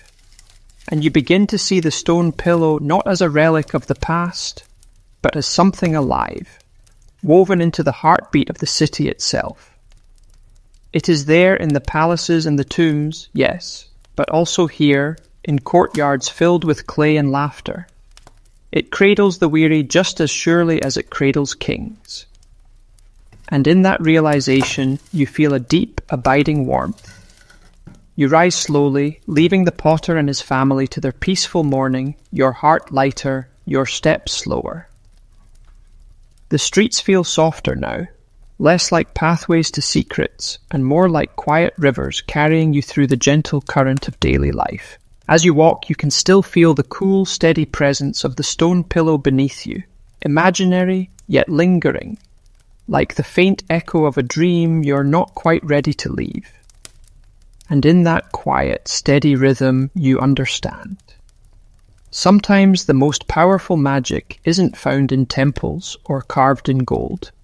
Sometimes it's simply the comfort of knowing that at the end of every day, there is always a place, humble or grand, where you can lay your head and let the world drift away. The morning sun climbs higher, casting a soft golden sheen over the rooftops and courtyards. Yet the city's pulse remains unhurried. Life continues at its own gentle pace. Merchants setting up stalls, farmers leading donkeys through narrow streets, and the occasional burst of laughter from children darting between doorways. You move quietly now, following a path that winds through the older parts of the city, where the walls lean inward and the streets grow even narrower, their stone-paved floors worn smooth by centuries of footsteps. As you walk, you begin to hear the low murmur of conversation, punctuated by the sound of grinding tools and occasional laughter. You follow the noise to a small plaza, where a group of elderly men and women sit in the shade of an overhanging awning, their hands busy with tasks that require both patience and skill. Some are weaving mats from reeds, their fingers moving with practiced ease. Others polish small household objects, bowls, figurines, and among them stone pillows. You watch intrigued as an old man, his face lined with deep creases, his eyes sharp and lively, leans over a stone headrest, slowly rubbing its surface with a cloth dipped in oil. The stone glistens faintly in the sunlight, its pale surface coming alive under his touch. You move closer, and he glances up, smiling warmly. "Ah," he says, his voice like the soft rasp of a reed flute. "You're looking at these old bones." He chuckles, patting the stone pillow affectionately. "This one," he continues, "has been with my family for 3 generations.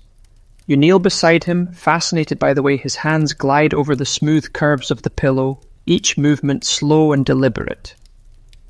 He explains that it belonged to his grandfather, a fisherman who spent his nights sleeping by the river, his head cradled by this very stone as he listened to the gentle lapping of the Nile. It's been passed down, the old man says with a nod. Father to son, mother to daughter. We keep it near the hearth now, so it's always ready when someone needs it. You study the pillow more closely, noticing the soft edges worn smooth by time, the tiny cracks that snake along its surface like veins of wisdom. It's simple, no ornate carvings, no symbols or inscriptions. But there's a quiet beauty in its age, in the way it has endured through generations. He chuckles again, as if sensing your thoughts. They say these pillows remember, he muses, tapping its surface gently. They hold on to the dreams of those who've used them. You smile, amused by the thought. Do you believe that? You ask softly. The old man leans back, his eyes twinkling. Oh, I don't know, he says with a shrug. But when I rest my head on it, I feel as though I'm drifting down the river, just like my grandfather did. You both share a quiet laugh, and he sets the pillow down carefully beside him, as though placing a sleeping child to rest. Around you the others continue their work, some restoring old pillows, others crafting new ones from wood or stone, chatting softly about everything from the weather to market prices. You listen as they swap stories about their families, about the times they slept outdoors during harvest season, wrapped in cloaks and with only their stone pillows beneath their heads. Or about how their parents would place small offerings beside their pillows during festivals, hoping for restful nights and good fortune. It's clear that here, in this corner of the city, the stone pillow is more than just an object. It's a thread connecting past and present, a vessel for memories, a quiet, steady companion through every stage of life. You watch as one woman carefully polishes a child-sized pillow, her fingers lingering over the faint marks carved into its base. A sun, a lotus flower, and a tiny bird mid-flight. "It was for my son," she says softly, noticing your gaze. "To keep his dreams light and happy." She smiles, though there's a distant, wistful look in her eyes. "He's grown now, with a family of his own," she adds, her voice tinged with pride and just a trace of longing. "But I keep it here, just in case." "Mom, Sam." You nod slowly, moved by the tenderness in her words. These pillows, you realize, are not simply tools of sleep. They are keepsakes, heirlooms, witnesses to births, weddings, deaths, and all the quiet, ordinary days in between. You sit among them for a while, soaking in the soft murmur of voices, the warm scent of oil and sun-baked stone, the rhythmic scraping and polishing that fills the air like a lullaby. Time seems to blur here, the line between generations fading until you can almost imagine the young and old versions of these people sitting together, sharing stories and dreams as naturally as breathing. Eventually the old man beside you leans back again, folding his hands behind his head with a satisfied sigh. "Ah," he says, his voice trailing off into a contented hum. "Nothing like it. A good pillow, a cool breeze, and a belly full of dates." You smile, knowing exactly what he means. And as you rise to leave, he offers you one last bit of advice, his voice playful but sincere. "Wherever you go," he says, tapping the stone pillow one final time, "never underestimate the power of a good headrest." You thank him, your heart lighter than before, and step back into the sunlight, the sounds of laughter and polishing tools fading behind you. The city stretches before you once more, wide and bright under the midday sun. But it feels softer now, as though every corner holds a secret resting place. Every wall remembers the weight of weary heads and quiet dreams. And as you continue walking, you carry with you the gentle wisdom of that little plaza.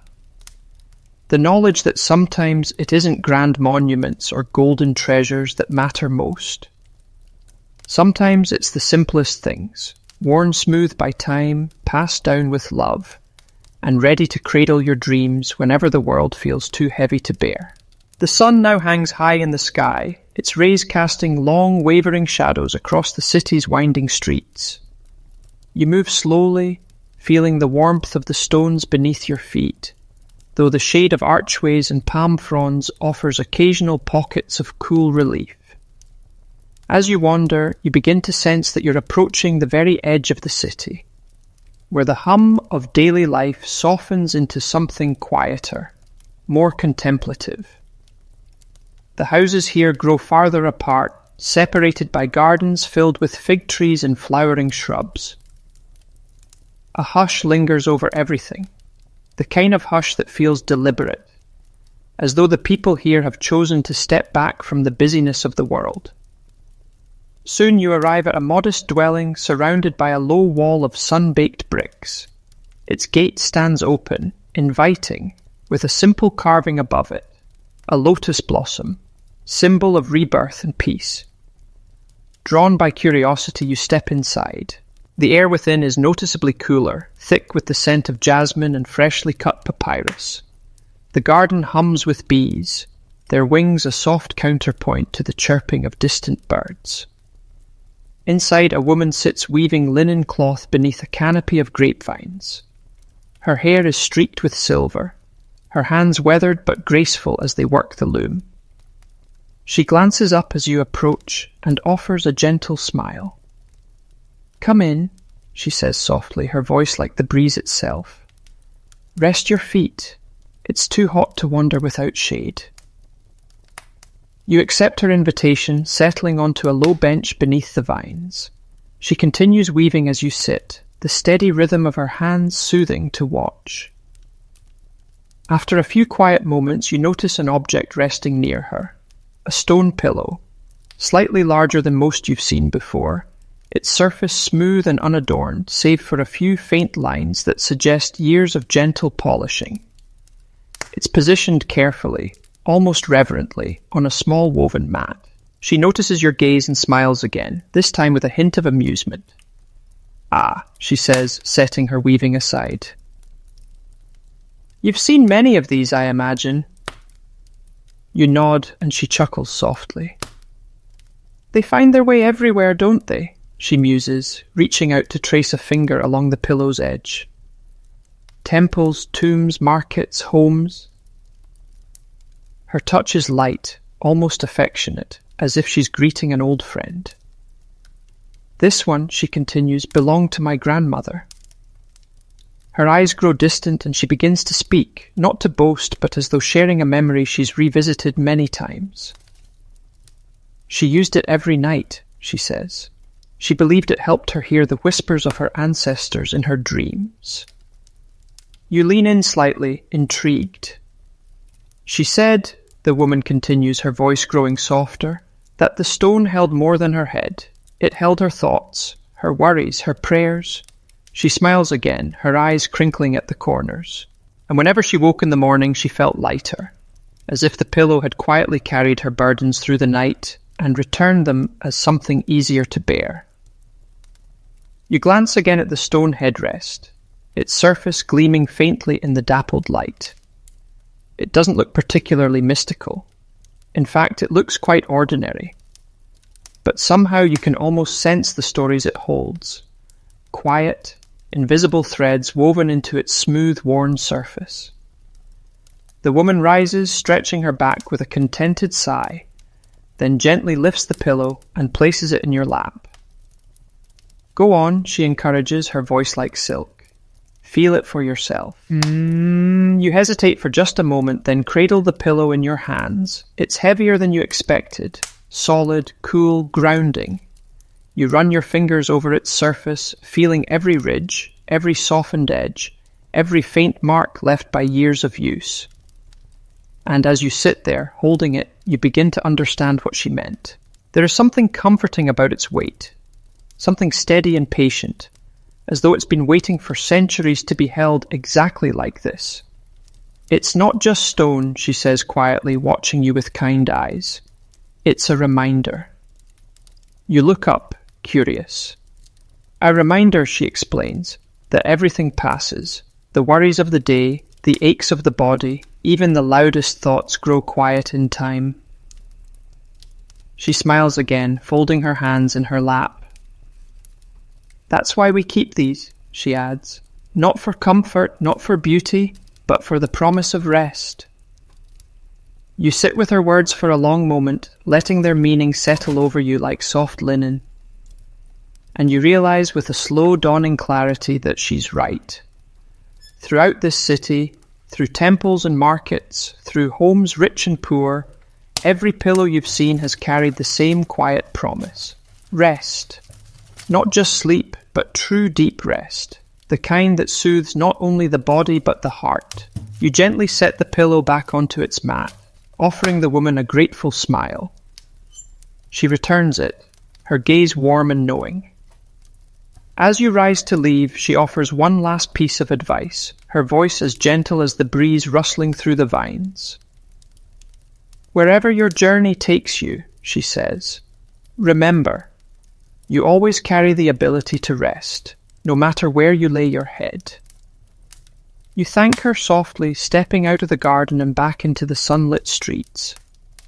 And as you walk away, you feel different, lighter, as though something has shifted inside you, some quiet understanding you hadn't realized you were searching for.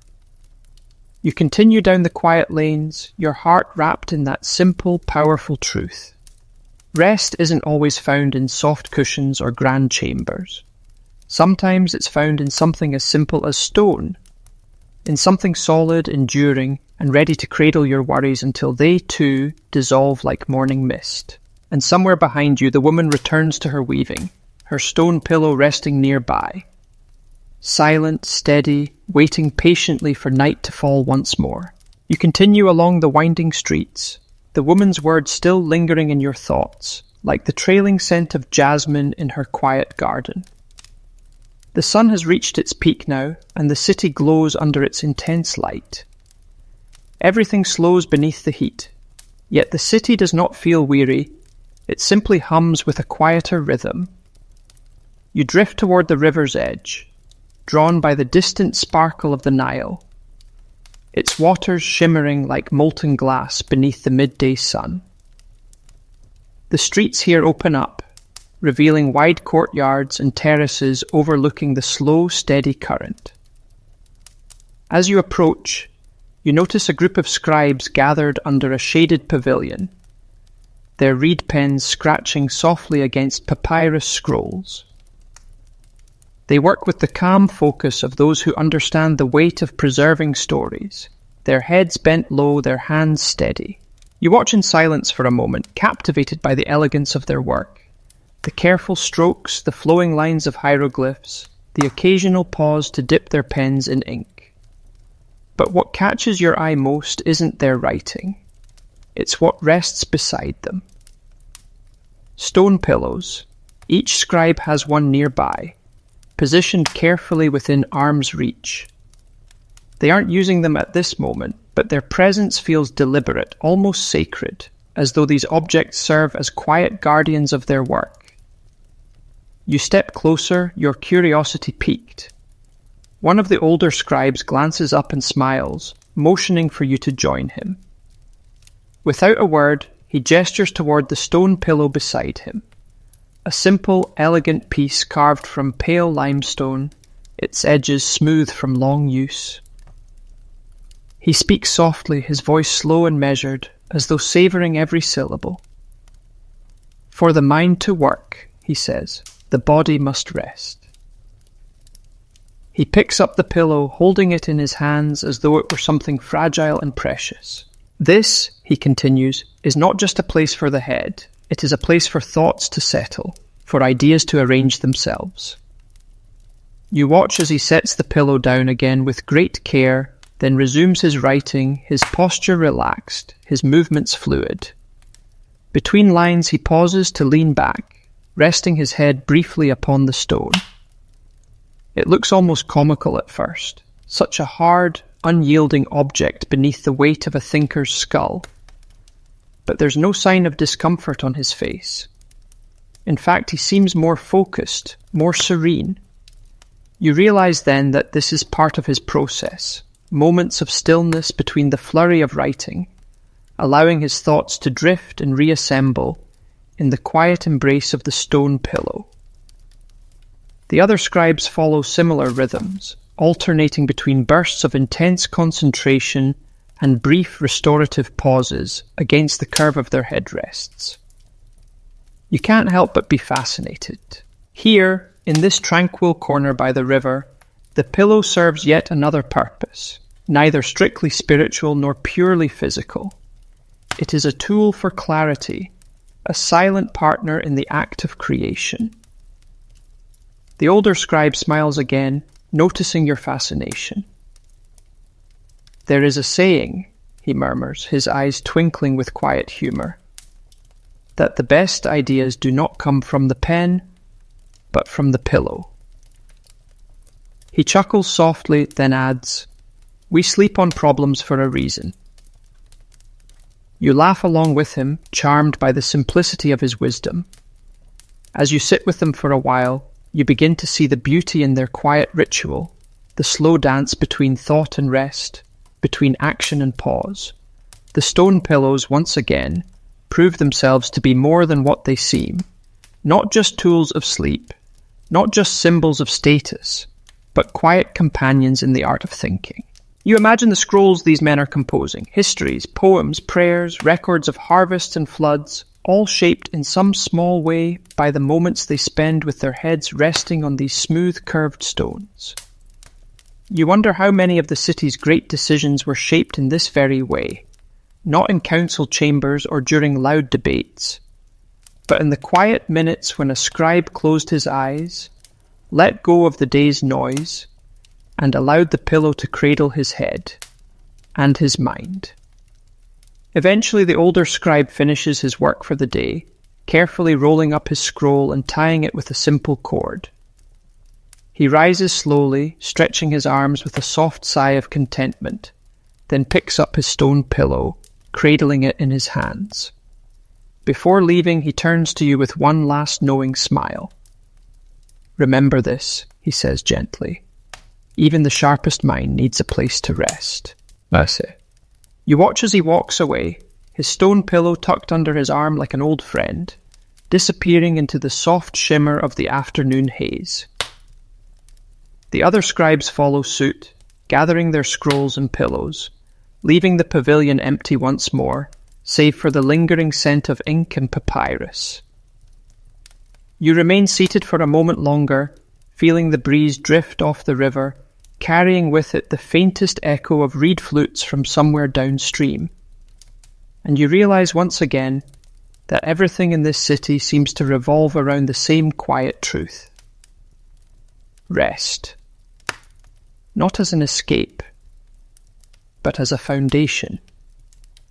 As a space where the body, the heart, and even the mind can ease their burdens, if only for a little while. And somehow it always returns to this simple, steady object, a piece of stone, cool and enduring, ready to support whatever weight you carry.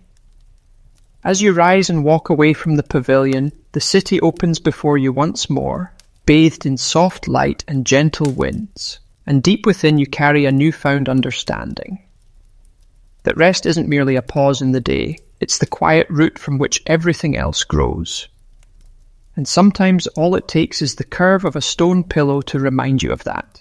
The afternoon stretches long and slow, the sun beginning its descent, casting everything in a softer, more forgiving light. The city grows quieter again as the heat begins to ease, and a calm stillness settles over the streets. You continue your wandering, your footsteps steady, your mind still lingering on the scribes, and their peculiar ritual of resting thought upon stone. There's something comforting about the idea that even the most brilliant minds lean on something simple and solid to steady themselves. Soon you find yourself approaching the outskirts of the city, where the buildings thin out and give way to fields of swaying barley and date palms, their leaves whispering softly in the breeze. The scent of fresh earth and sweet ripening fruit fills the air here, mingling with the faint tang of water from nearby irrigation canals.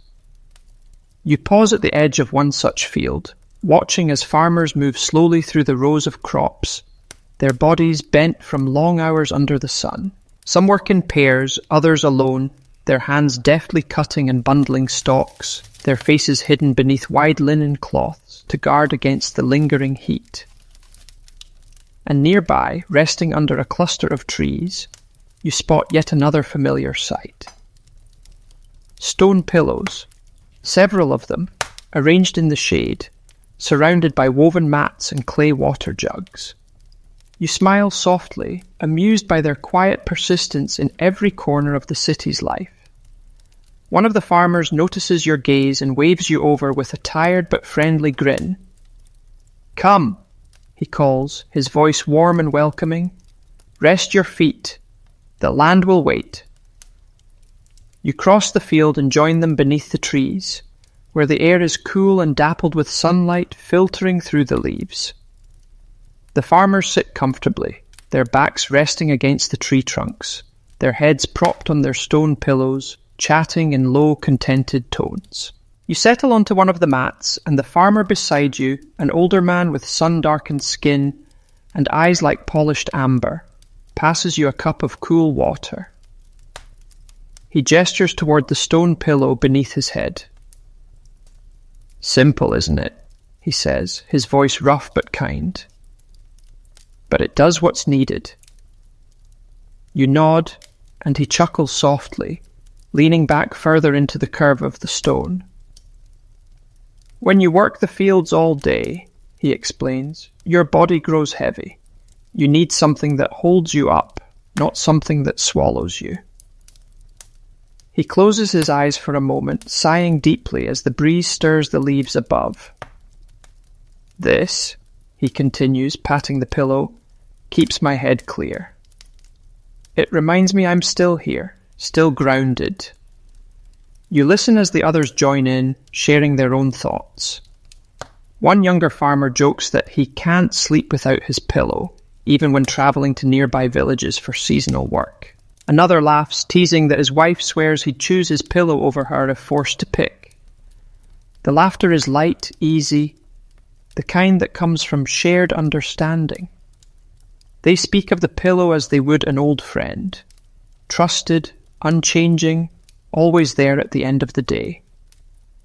One man even claims, half joking, that he dreams better when his head rests on stone. He says the dreams feel more rooted, more connected to the earth, as though the stone anchors him to the land he tills. You smile, charmed by their words. There is a rough poetry in their views, a quiet wisdom born from long days and aching backs. Here, the pillow isn't about ritual or artistry or status. It's about honesty. It's about the simple need to set down your burdens, literal and figurative, and let your body surrender to something solid. The old farmer beside you opens his eyes again, watching you with a knowing look. Most people think we farmers have no use for fancy things, he says, but we know what matters. He lifts his pillow slightly, cradling it in his hands. This, he says firmly, is the best thing I own. You believe him, not because it's beautiful, though in its own way it is. Not because it's rare or costly, it clearly isn't.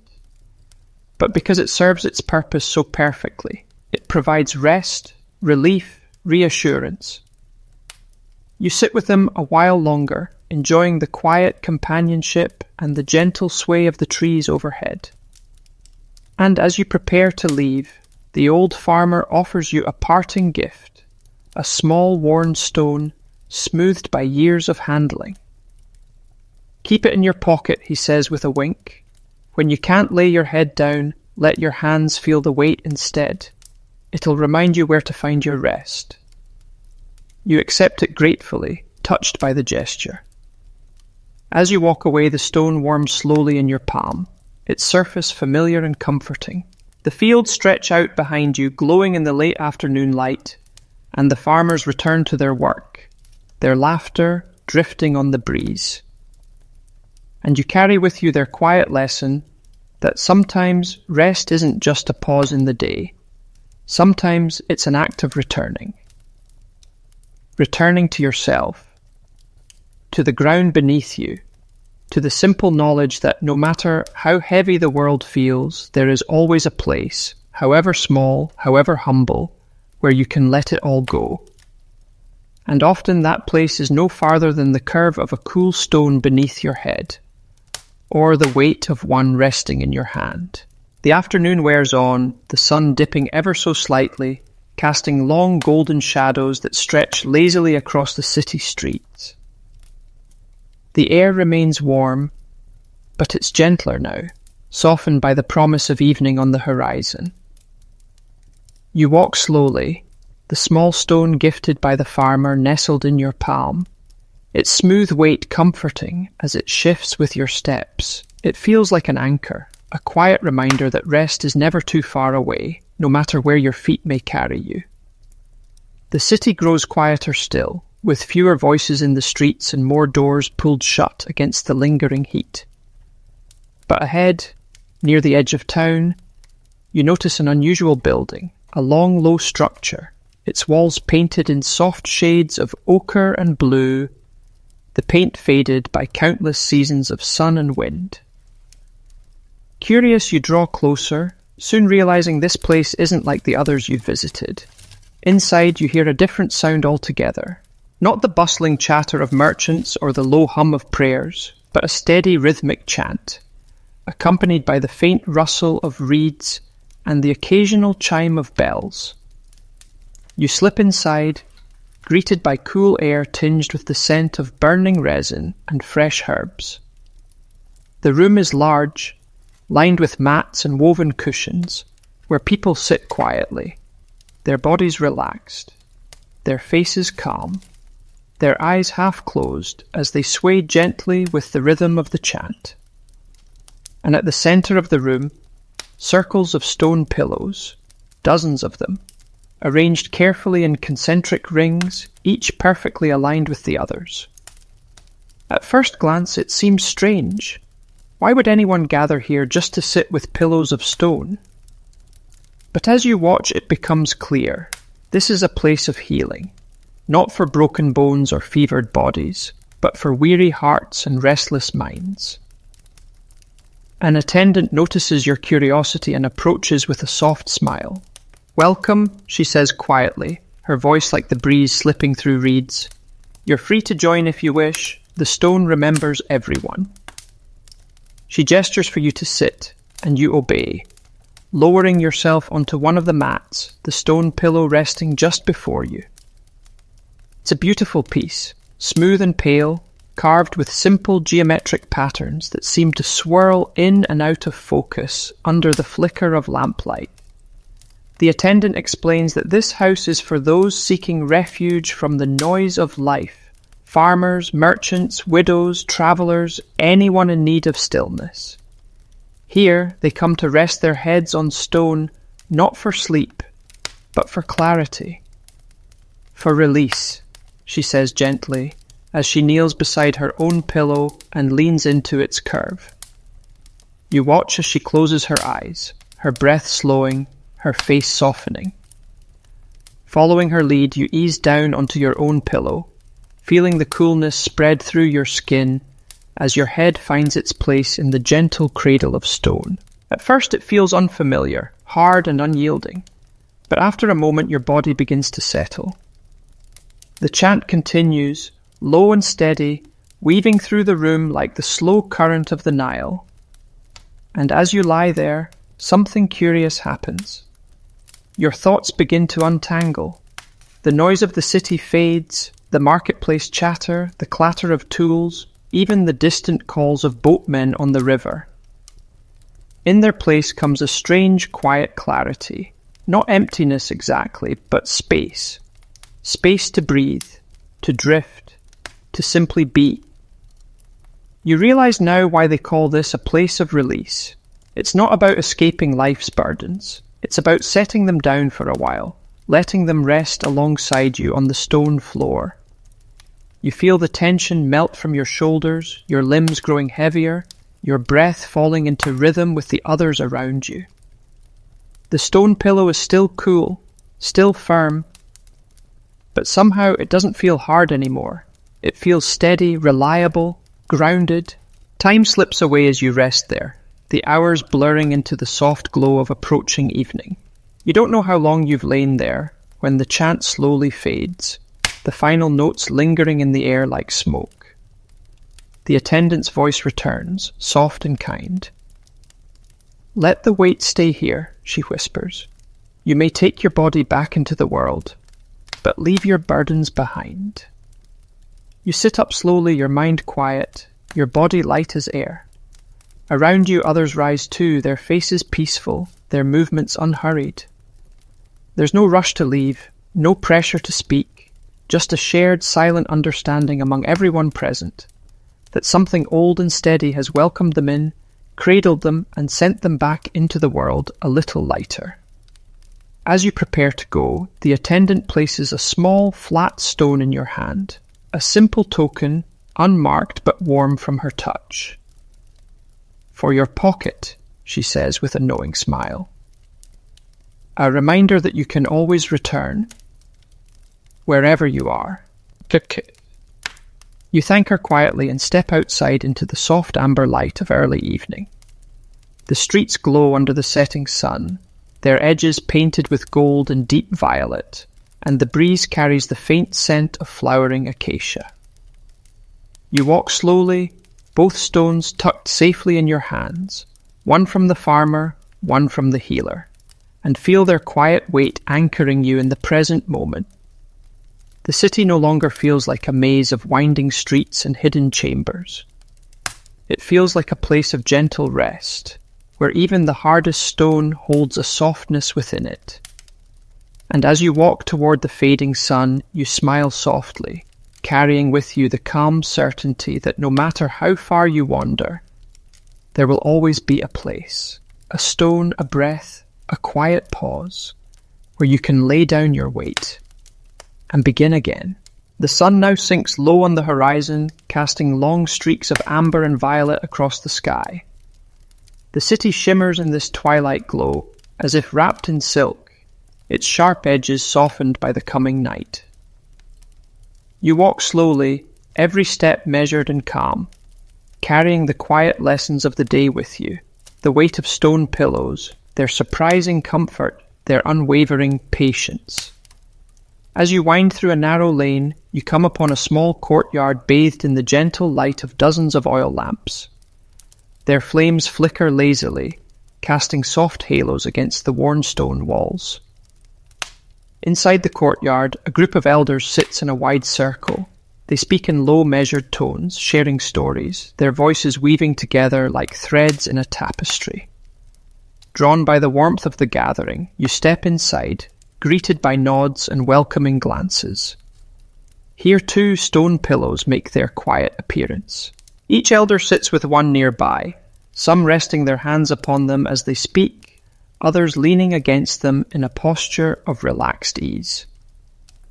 There's no ceremony here, no chanting, no formal ritual, just conversation. And yet the mood feels sacred all the same. You find an empty spot at the edge of the circle and settle down, your back resting against a cool wall as you listen. Their stories are soft but rich, filled with the kind of details that only come from long memory. One man recalls his childhood days spent swimming in the Nile, the feeling of sun-warmed water on his skin, and the laughter of his cousins echoing across the banks. A woman beside him chuckles, reminiscing about the days of her youth, weaving linens by lamplight, while her grandmother sang songs about the moon and the harvest. Others speak of lost loves, of journeys taken across desert roads, of quiet moments spent in fields, watching birds soar overhead. And through it all, the stone pillows remain, silent companions to every tale. At one point, an elder lifts his pillow onto his lap, running his hand over its smooth surface with a fond smile. "This old thing has heard it all," he says, his voice raspy but warm. "Every joy, every sorrow, every secret." The others laugh softly, nodding in agreement. He continues, his fingers tracing the pillow's curve as he speaks. "When I was young, I thought it was just a strange old habit, sleeping on stone. I complained about it endlessly," he says, his grin widening. "But as I grew older, I came to understand." He glances around the circle, his eyes shining in the lamplight. "It's not about comfort," he says. "It's about stillness, about knowing there's something beneath your head that won't shift, won't change, no matter what storms come in the night."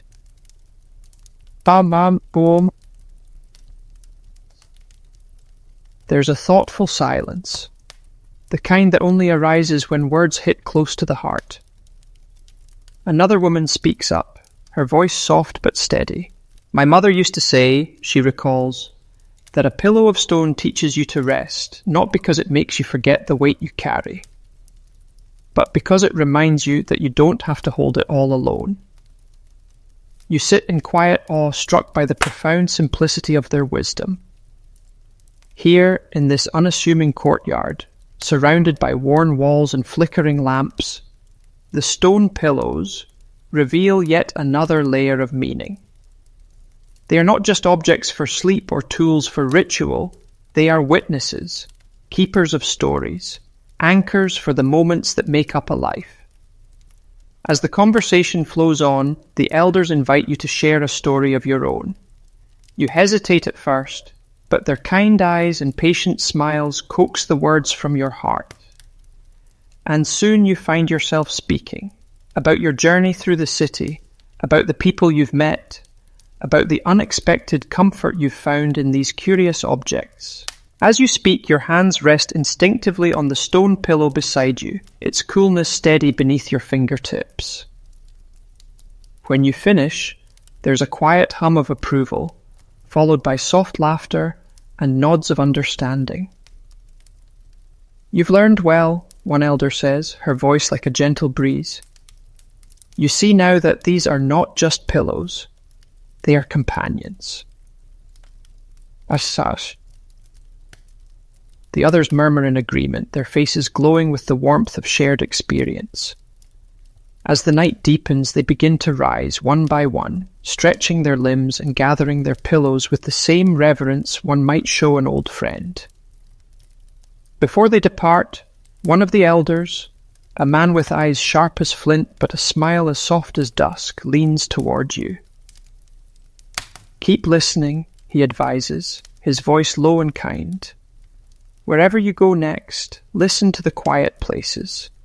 They speak too, if you let them." He gives your shoulder a gentle squeeze, then drifts away into the night, his stone pillow cradled under his arm. The courtyard slowly empties, leaving behind only the faint scent of oil lamps and the soft echo of laughter, carried away by the evening breeze. You sit alone for a moment longer, watching the last flames flicker and die.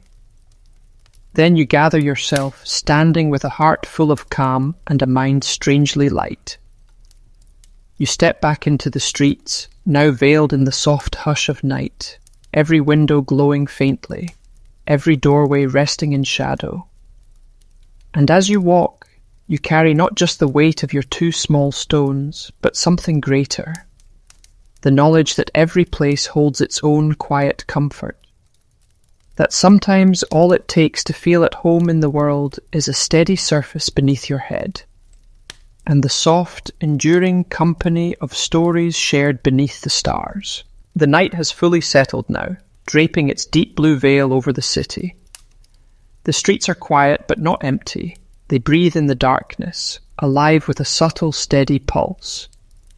The lamps are few and far between, casting pools of soft golden light here and there, their glow flickering gently against the worn walls of the ancient houses. You walk slowly, the soles of your feet making soft contact with the warm stones. The air cool but no longer carrying the heat of the day. The city feels different under the stars, not asleep exactly, but resting, as though it too has found its pillow and settled in for the night. The 2 small stones you carry feel heavier now, but not in a burdensome way. It's a comforting weight, like a reminder that you've gathered something meaningful along the way, something you can carry into all your nights ahead. Soon, your steps lead you toward the higher parts of the city, where terraces overlook the entire valley, and the sky above stretches wide and endless, thick with stars. There, you find a terrace unlike any you've seen before. It isn't adorned with gold or decorated with fine linens. Instead, it's simple, just a broad stone floor open to the night, with a scattering of pillows laid out under the stars. All of them are made of stone, their pale surfaces glowing softly in the moonlight. You step closer and realize this is no coincidence. This terrace is a place meant for one thing: sleeping beneath the open sky. A few figures are already there, lying quietly, their heads resting on the curved stone headrests, their faces turned upward to the heavens. No words are spoken. The only sound is the occasional sigh of the night wind and the soft, distant rush of the Nile below. You move gently among them, your footsteps light, your heart full of a quiet reverence. Then without hesitation you select an empty space, settling down onto the smooth stone floor. Your hands find the familiar shape of a pillow, this one cooler than any before, its curve perfectly suited for your neck, as if it had been waiting just for you. You ease back slowly, feeling the chill of the stone against your skin at first. But then, as before, it warms to your touch, embracing you in its steady, grounding presence. You stare up at the night sky, at the infinite tapestry of stars shimmering overhead. And there, beneath the vastness of it all, you understand something simple and profound. This is why they loved these pillows, not merely for their practicality, not for ritual or status or even tradition, but because of this exact moment. The way the stone pillow cradles your head just so, aligning you perfectly with the sky, holding you steady as you gaze into eternity. It makes you feel weightless yet grounded, small yet connected to something infinite. You feel your breath slow, your body fully relax, your thoughts dissolve like smoke in the wind. There is no past or future here. Only now. Only the steady pulse of your heart. Only the quiet comfort of stone beneath you and stars above. And as you lie there, you remember the words spoken to you along your journey. The farmer's wisdom about grounding. The scribe's belief in rest as clarity. The elder's stories of pillows as companions and keepers of memory. The healer's reminder that stillness can heal what words cannot. All of them now seem to blend together, their lessons settling over you like a soft, invisible blanket. You feel yourself drifting, caught between waking and dreaming, your body heavy and light all at once. And just before sleep takes you, a final thought crosses your mind, a quiet, comforting certainty. Stone may seem cold at first, but in truth it's simply patient. It waits for you, steady and enduring, ready to offer its quiet comfort whenever you are ready to receive it.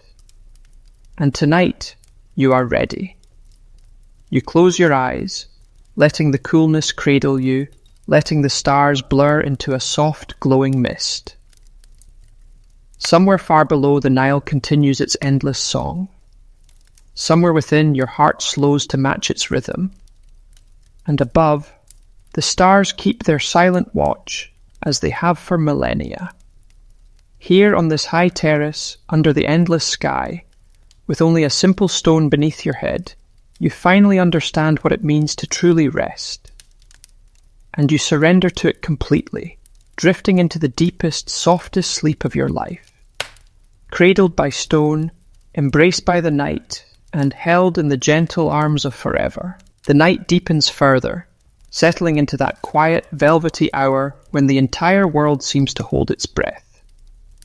The stars overhead burn a little brighter now, their light clear and sharp against the inky sky. Time feels suspended, stretched out like the soft, slow current of the Nile below.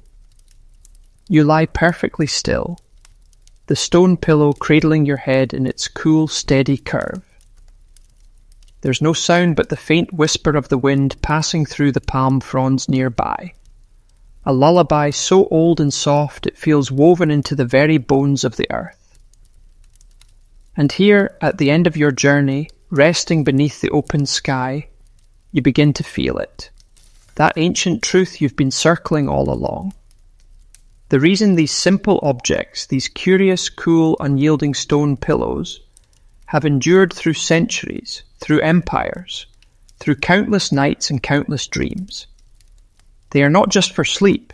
They are not merely about cooling the head or aligning the neck or protecting the soul from wandering too far. They are about something deeper, something quieter, something so simple it often goes unnoticed. They are about surrender, the kind of surrender that isn't about giving up, but about letting go. Letting go of the day's burdens, letting go of the thoughts that never seem to stop spinning, letting go of the need to control everything. You feel it now as you lie there, how the stone doesn't ask anything of you. It doesn't demand comfort, it doesn't change to suit your shape, it simply exists, cool, solid, steady. And in its quiet presence, it invites you to simply be. No expectations, no effort, just rest. You realize too that this was always the lesson, threaded through every person you met, every pillow you touched, every quiet moment spent in their company. The pillow in the fisherman's cottage wasn't about softness. It was about finding a place to lay down the weight of hope. The pillow in the noblewoman's chamber wasn't about luxury. It was about honouring the beauty in stillness. The scribe's pillow wasn't about clarity of thought alone. It was about pausing between words to hear the spaces in between. The farmer's pillow wasn't about resting after toil. It was about reconnecting to something steady and unchanging, something deeper than soil or sweat. And here, on this terrace beneath the stars, your pillow becomes all of these things at once. A place where everything you've seen and felt throughout this long, winding journey comes together, softly, silently. You feel your breath slowing even further now, your body growing heavier in the most pleasant way. There is no need to move, no need to think. The city sleeps all around you, every household cradled by its own quiet dreams. The Nile flows on as it always has, and above you the stars shine with a cold, gentle brilliance, unmoved by the small concerns of mortals below. Everything simply is. And so are you. You drift further, your thoughts softening at the edges, your body melting into the stone beneath you. And as you slip into the warm embrace of sleep, you feel a final quiet knowing settle deep within. There will always be pillows softer than stone, but few things in life will ever offer such steady, patient comfort, such quiet strength, such unwavering presence, and in that certainty you let go completely. Your breath deepens, your heartbeat slows. The stone holds you as it has held so many before. The wind hums its gentle lullaby, and the night watches over you, calm and endless. You drift down, down, into the deepest folds of sleep, where even the hardest stone becomes softer than a dream. End of script. Sweet dreams.